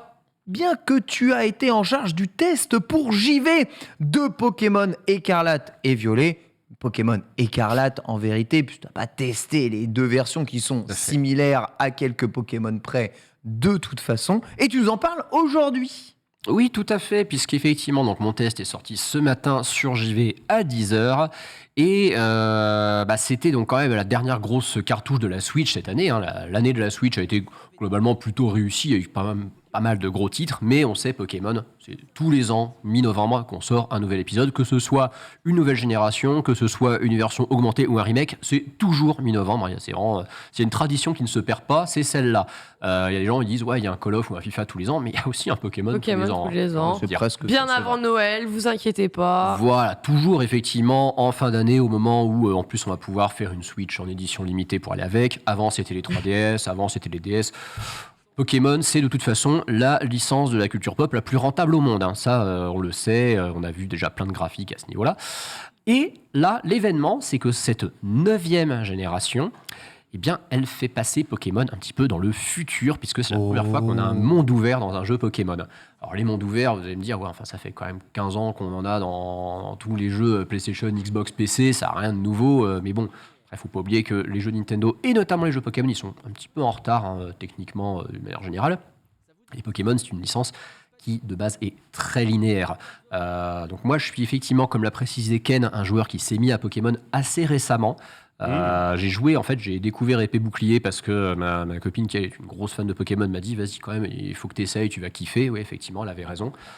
250 heures plus tard, il y a un Pokédex complet sur Épée Bouclier. Effectivement, ouais, j'aime bien. C'est sympa. Et le vrai problème en jouant à un jeu Pokémon, c'est que je me suis dit, par contre, pourquoi c'est aussi moche? Pourquoi ce jeu est aussi addictif alors qu'il est aussi vilain? Pourquoi ce jeu a 15 ans de retard techniquement? Épée Bouclier, c'était pas très beau. Épée Bouclier, c'était pas très joli. Et Épée Bouclier, surtout, c'était un peu hybride parce qu'on sentait que Game Freak, donc le développeur de Pokémon, arrivait sur la Switch, sur un nouveau hardware qui est le plus puissant, sur lequel ils n'ont jamais eu à développer un jeu. Il faut savoir que les jeux Pokémon de la saga principale, c'était toujours sur des consoles portables. Ça a commencé sur Game Boy, on les a eu ensuite sur Game Boy Color, Advance, puis DS, puis 3DS. La Switch, c'est la première console à vocation console de salon sur laquelle on a des jeux Pokémon de la série principale qui sortent.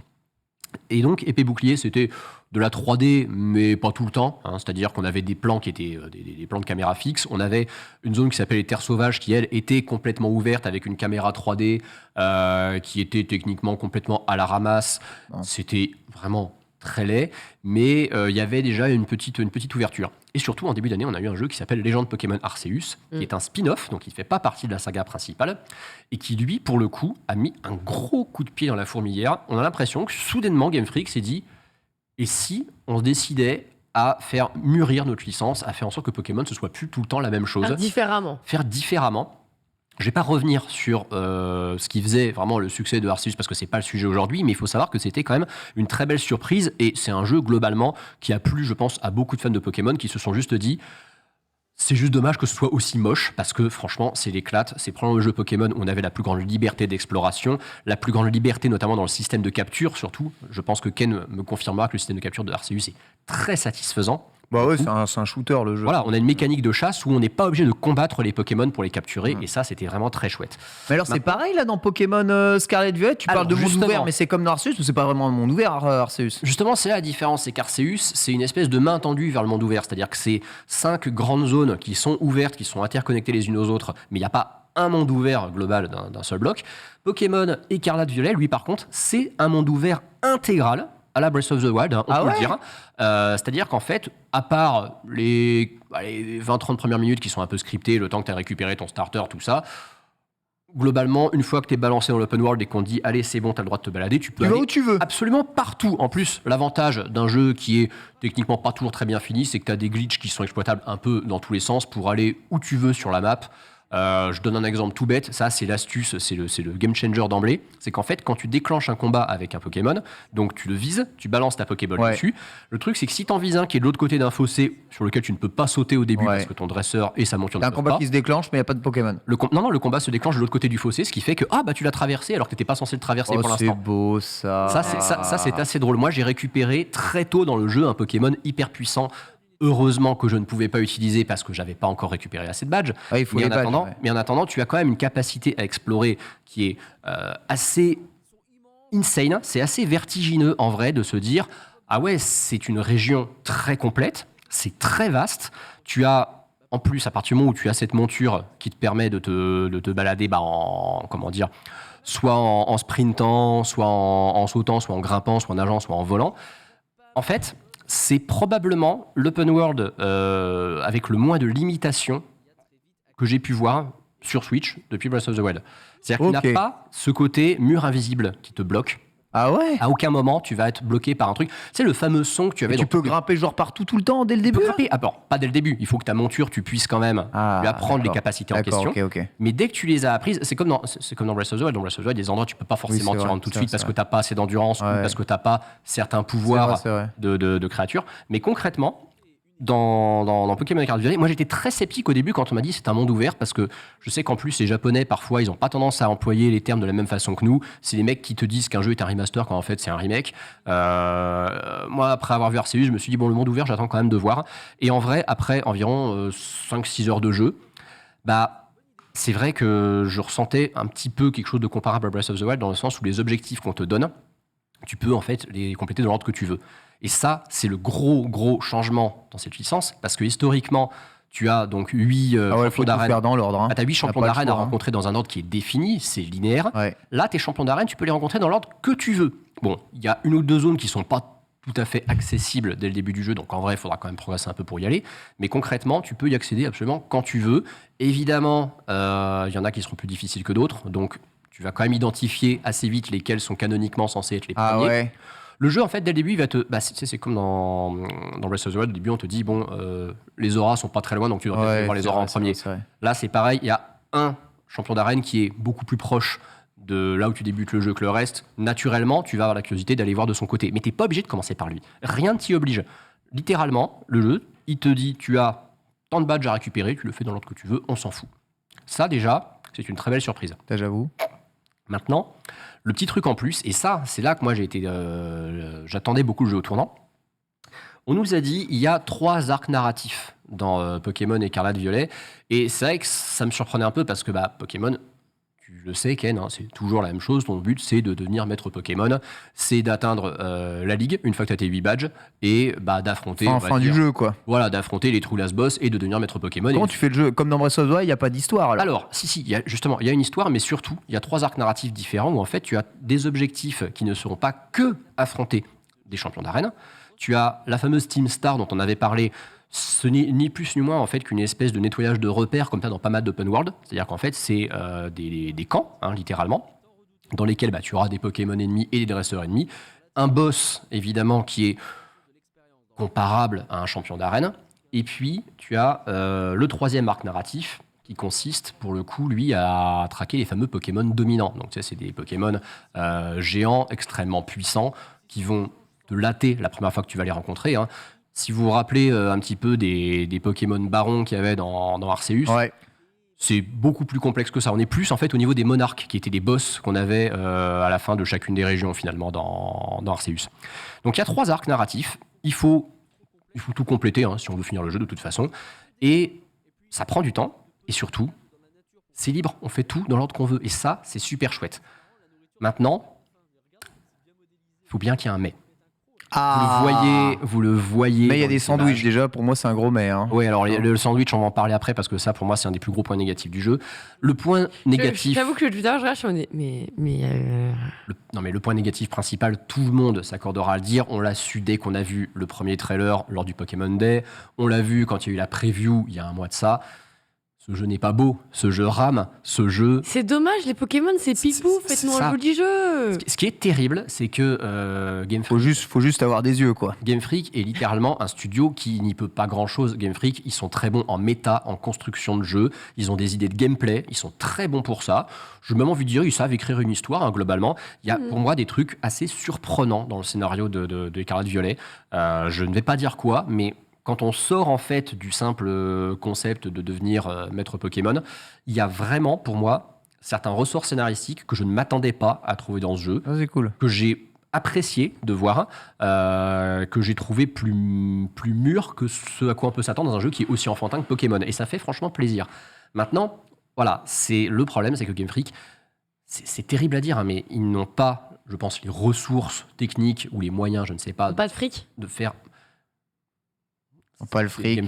Pas le fric. Je pense qu'ils ont la motivation. Ils ont le fric. Non, si, ils ont une motivation de ouf. On ne leur donne pas les moyens. En fait, ils sont pas nombreux. On ne leur donne pas les moyens. Bon. Pokémon Company a les moyens. Game Freak ne les a pas parce que Pokémon Company ne leur donne pas. Là, on voit quelques images. Antistar, crevons l'abcès tout de suite parce que j'ai l'impression que les gens se méprennent et trouvent le jeu extrêmement beau, extrêmement fluide sur le chat. Quand je vois les liens dithyrambiques ici, ils disent putain, qu'est-ce que c'est beau, c'est incroyable.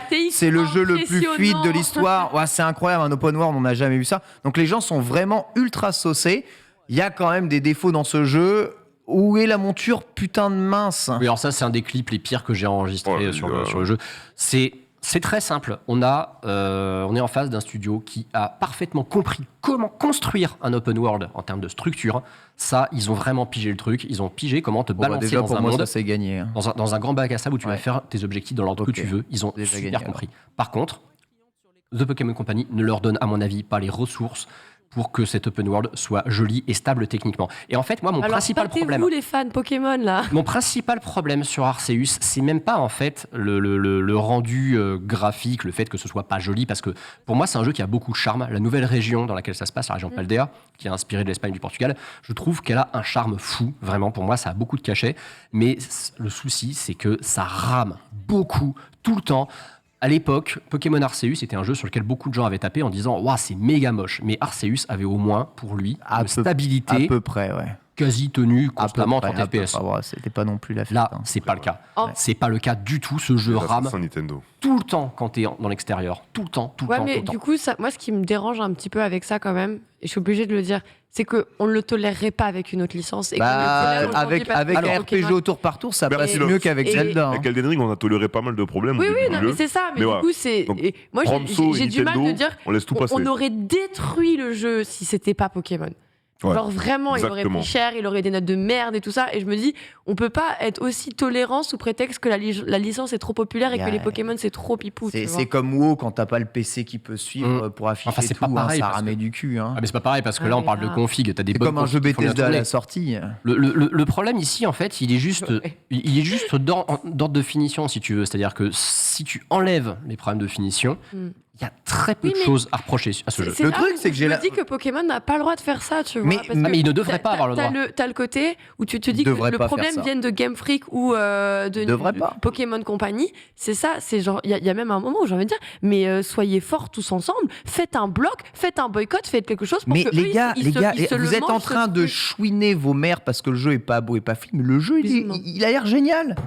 Mais, Alors, mais En, c'est en tout termes le de, en problème, termes c'est de tout jeu, le il est problème. génial. Oui, Tu vas c'est pas, qu'ils ont les tu veux moyens de boycotter faire un jeu plus. génial juste parce qu'il est moche, parce que toi, élite de la nation, t'as une PS5. Ouais. Il y a un moment, bah Non. oui, il est Non. moche, Alors, il est moche. faut quand même savoir Non, un truc. PC l'élite. Ben voilà, c'est ça. Bah, vous êtes juste des gros nantis qui pensaient qu'à vos C'est pas gueules. cool, Ken. C'est tout. Je vois beaucoup de jugements de valeur de ta part, Ken. Et je t'ai C'est pas juste connu que comme ça. justement, je vous estime et j'estime que justement vous avez le droit à mieux que ça. Vous Mais avez on le aimerait droit- que ce soit- La- On aimerait que ce voit- soit On mieux. aimerait que La ce DA, soit elle plus est beau et belle, il y a plus plein de fluide. trucs trop Mais beaux, franchement, et je ça suis en pourrait mode, être, contenter tout ça le pourrait monde. être moche, pas fluide et de la grosse merde en boîte d'un point de vue gameplay. personne y et jouerait jeu, dans ce cas-là. Tu vois. Et à ce moment-là, je te jure, le jeu il se planterait. Le problème, c'est que le Ah, jeu, le jeu, vient. il est bon. Bah ouais, bah Ah, mais oui. c'est vraiment un bon jeu qui est mal fini J'essaie sur de- l'aspect technique. C'est quoi, je vais tester le jeu, Ken. Tu sais que moi aussi, On j'ai va dit que revenir débattre. j'allais faire ce Pokémon. Ah, mais toi, si t'aimes pas les jeux au tour par Non, tour, les RPG au tour Ouais, par tour, mais, c'est chaud. tu vois, tu commences à dire, je vais tester le jeu, on va revenir parler. T'as joué à La Arceus ou Switch, pas hein T'as joué à Arceus ou pas YouTube. Franchement, jouer à Arceus, J'aime pas le tour par tour, Ken. Hein. Mais j'aime Pokémon parce qu'en fait, Pokémon, il n'y a aucun jeu pour moi qui a un système de combat qui pourrait se faire autrement que le tour par tour que Pokémon. Moi, je trouve ça. Moi, je suis pas d'accord. Tu vois ça comment L'autre, la Pokémon Tournament, C'est un il jeu est de bien. baston. Ouais, Un mais jeu il de est bien. baston.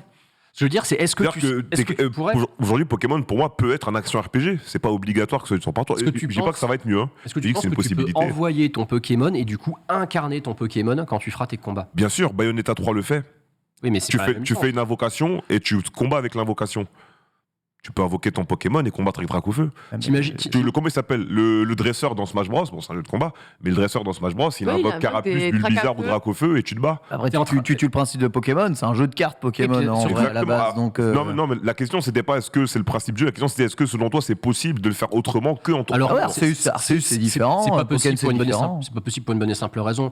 Dans chaque Pokémon, il y a plusieurs centaines de créatures. Tu crois vraiment que Game Freak, quand on voit déjà à quel point ils n'arrivent pas à Ah faire ouais, un jeu stable, ouais, ils arriveraient ouais, à ils animer vont le moveset Ouais, ils vont complet animer de toutes ces 400 créatures. créatures. Laisse C'est tomber. impossible. Ils vont pas le faire. Ils ouais. n'ont déjà même pas le temps de modéliser les jeux en 3D. Ah, donc, ce sera déjà, voilà. Donc non, voilà, je conclus juste sur cette partie. Moi, ce qui m'a le plus embêté, plus que la faiblesse graphique, c'est le framerate du jeu. Parce que Ouais. j'estime que je suis pas le genre de mec qui a besoin de 60 FPS ou alors de 120 FPS, je m'en fous carrément, vraiment. Ouais, mais au moins que ce Mais soit je fluide. veux Ah, juste ouais, avoir un ouais. 30 stable sur Ouais, ce genre de jeu. J'avoue. C'est le le cas de Breath- minimum. C'est ça, c'est le Ouais, cas de j'ai Breath of the besoin Wild. d'un- c'est Moi, le j'ai besoin d'un Arceus. 60. Et Moi, la j'ai besoin d'un Switch 60. C'est ça. Et C'est c'est 4 pas comme Kirby si aussi. la Switch n'était pas capable de le faire. Ah ça. bah, Les gars, avec Mario il y a Odyssey, on voit. Xenoblade Chronicle 3 qui sort la même année. La même année. Mais Et le problème- jeu, il y a 18 persos dans des combats et le jeu, il bouge pas. Mais le Et problème, il est c'est plus beau. qu'ils ne feront jamais cet effort parce que Pokémon Company, dans leur business plan, c'est on doit sortir ces jeux à ce moment-là parce qu'on a un arc global sur cette série qui inclut un animé, qui inclut des mangas, qui inclut du merch, et le jeu doit sortir. On s'en fout qu'il soit moche parce que de toute façon, on a 25 Alors- millions de personnes qui l'achèteront. Ouais. Alors, est-ce que tout est moche dans le jeu? Non, tout n'est Non. pas moche. Les Pokémon sont beaux. Les Pokémon, les modèles 3D des Pokémon je sont pense qu'il chouettes. faut. D'où le fait que ce soit ultra frustrant. Ça, c'est Enfin, déjà- moi, j'estime Et que alors- C'est c'est déjà un des frustrant trucs les plus importants du Il y jeu. a un hein. truc, il y a un truc qui moi me surprend, c'est que les personnages, pour le coup, sont bien modélisés. Leurs tenues n'ont jamais été aussi bien modélisées dans un jeu Pokémon. C'est assez étonnant. Quand tu vois les profs à l'académie avec leur veste en velours clôturé, t'as jamais Ouais, vu ils un sont niveau de détail modernisés, pareil. Ils sont en mode limite Franchement, ouais, petit look ça va. futuriste et tout. Les intérieurs, et c'est là que tu vois que c'est l'open world qui pose un problème, c'est que dès que t'es dans un bâtiment, les intérieurs, Regarde, voilà. 120 FPS. Ah mais c'est complètement 20 FPS. Les intérieurs, eux, par contre, sont Ah, ça en va. 30 FPS stable, ils sont jolis. Les intérieurs, ça passe. C'est juste qu'ils n'ont pas... Parce que Pokémon Company ne leur donne pas. Je dis pas que Game Freak n'a pas les ressources, c'est juste que Pokémon Company ne leur donne pas parce qu'ils s'en foutent.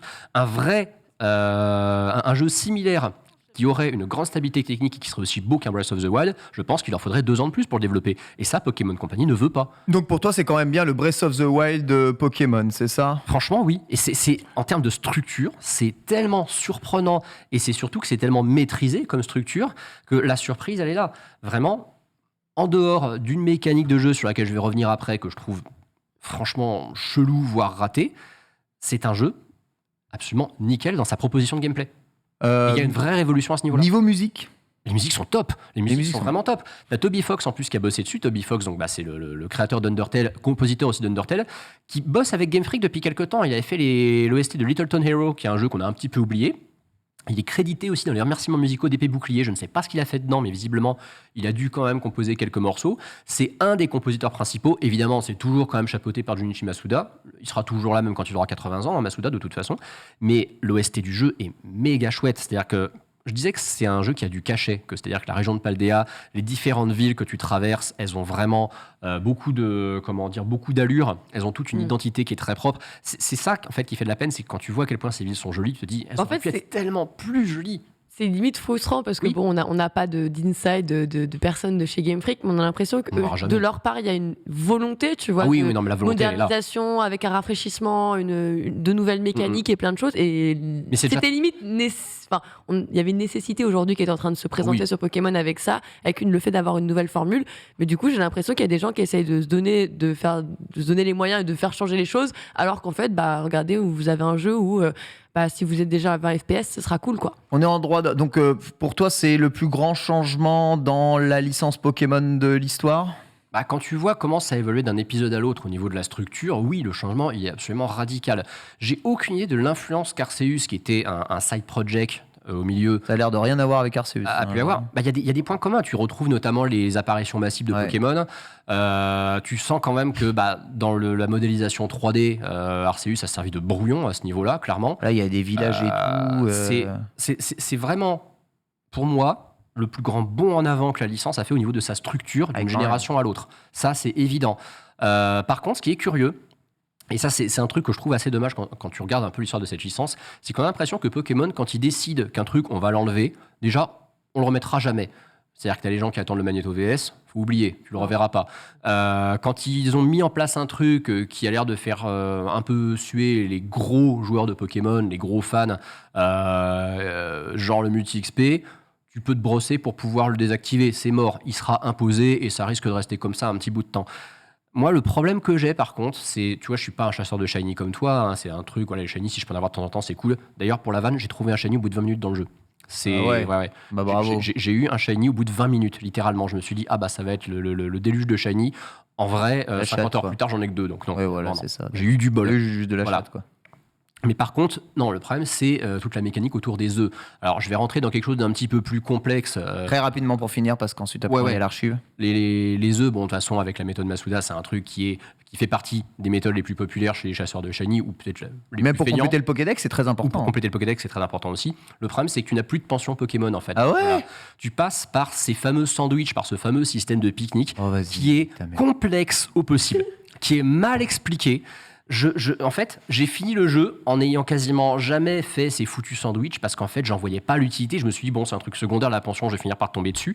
À un moment, je me suis dit, c'est quand même bizarre, j'ai fait toute la map, je suis jamais tombé sur cette foutue pension, alors que normalement, t'es quand même censé la trouver, voire même il y en a plusieurs. Non, c'est juste qu'elle n'existe pas. Pardon, excusez-moi. Que tout passe par ce foutu système de pique-nique où tu dois faire des sandwichs qui vont te conférer ce qu'on appelle des auras, qui vont concrètement... Ouais, comme dans Ruby Omega, d'accord. Okay, voilà, pour résumer grossièrement. Et c'est pas clair, c'est mal expliqué. À aucun moment, le jeu ne te dit... faudrait quand même c'est fait pour que tu découvres un œuf au pif dans ton pique-nique, c'est ça ? Mais que tu saches pas d'où il vient. Ouais, c'est mal fichu, je trouve que... C'est tout Pokémon, ça. Je trouve que c'est pas du tout user-friendly. T'as certaines mécaniques quand même scénaristiques qui vont te rappeler de temps en temps que faire des sandwichs c'est bien, pense à faire des jolis sandwichs, pense à faire du pique-nique, pense à entretenir tes Pokémon, à faire des pauses avec eux.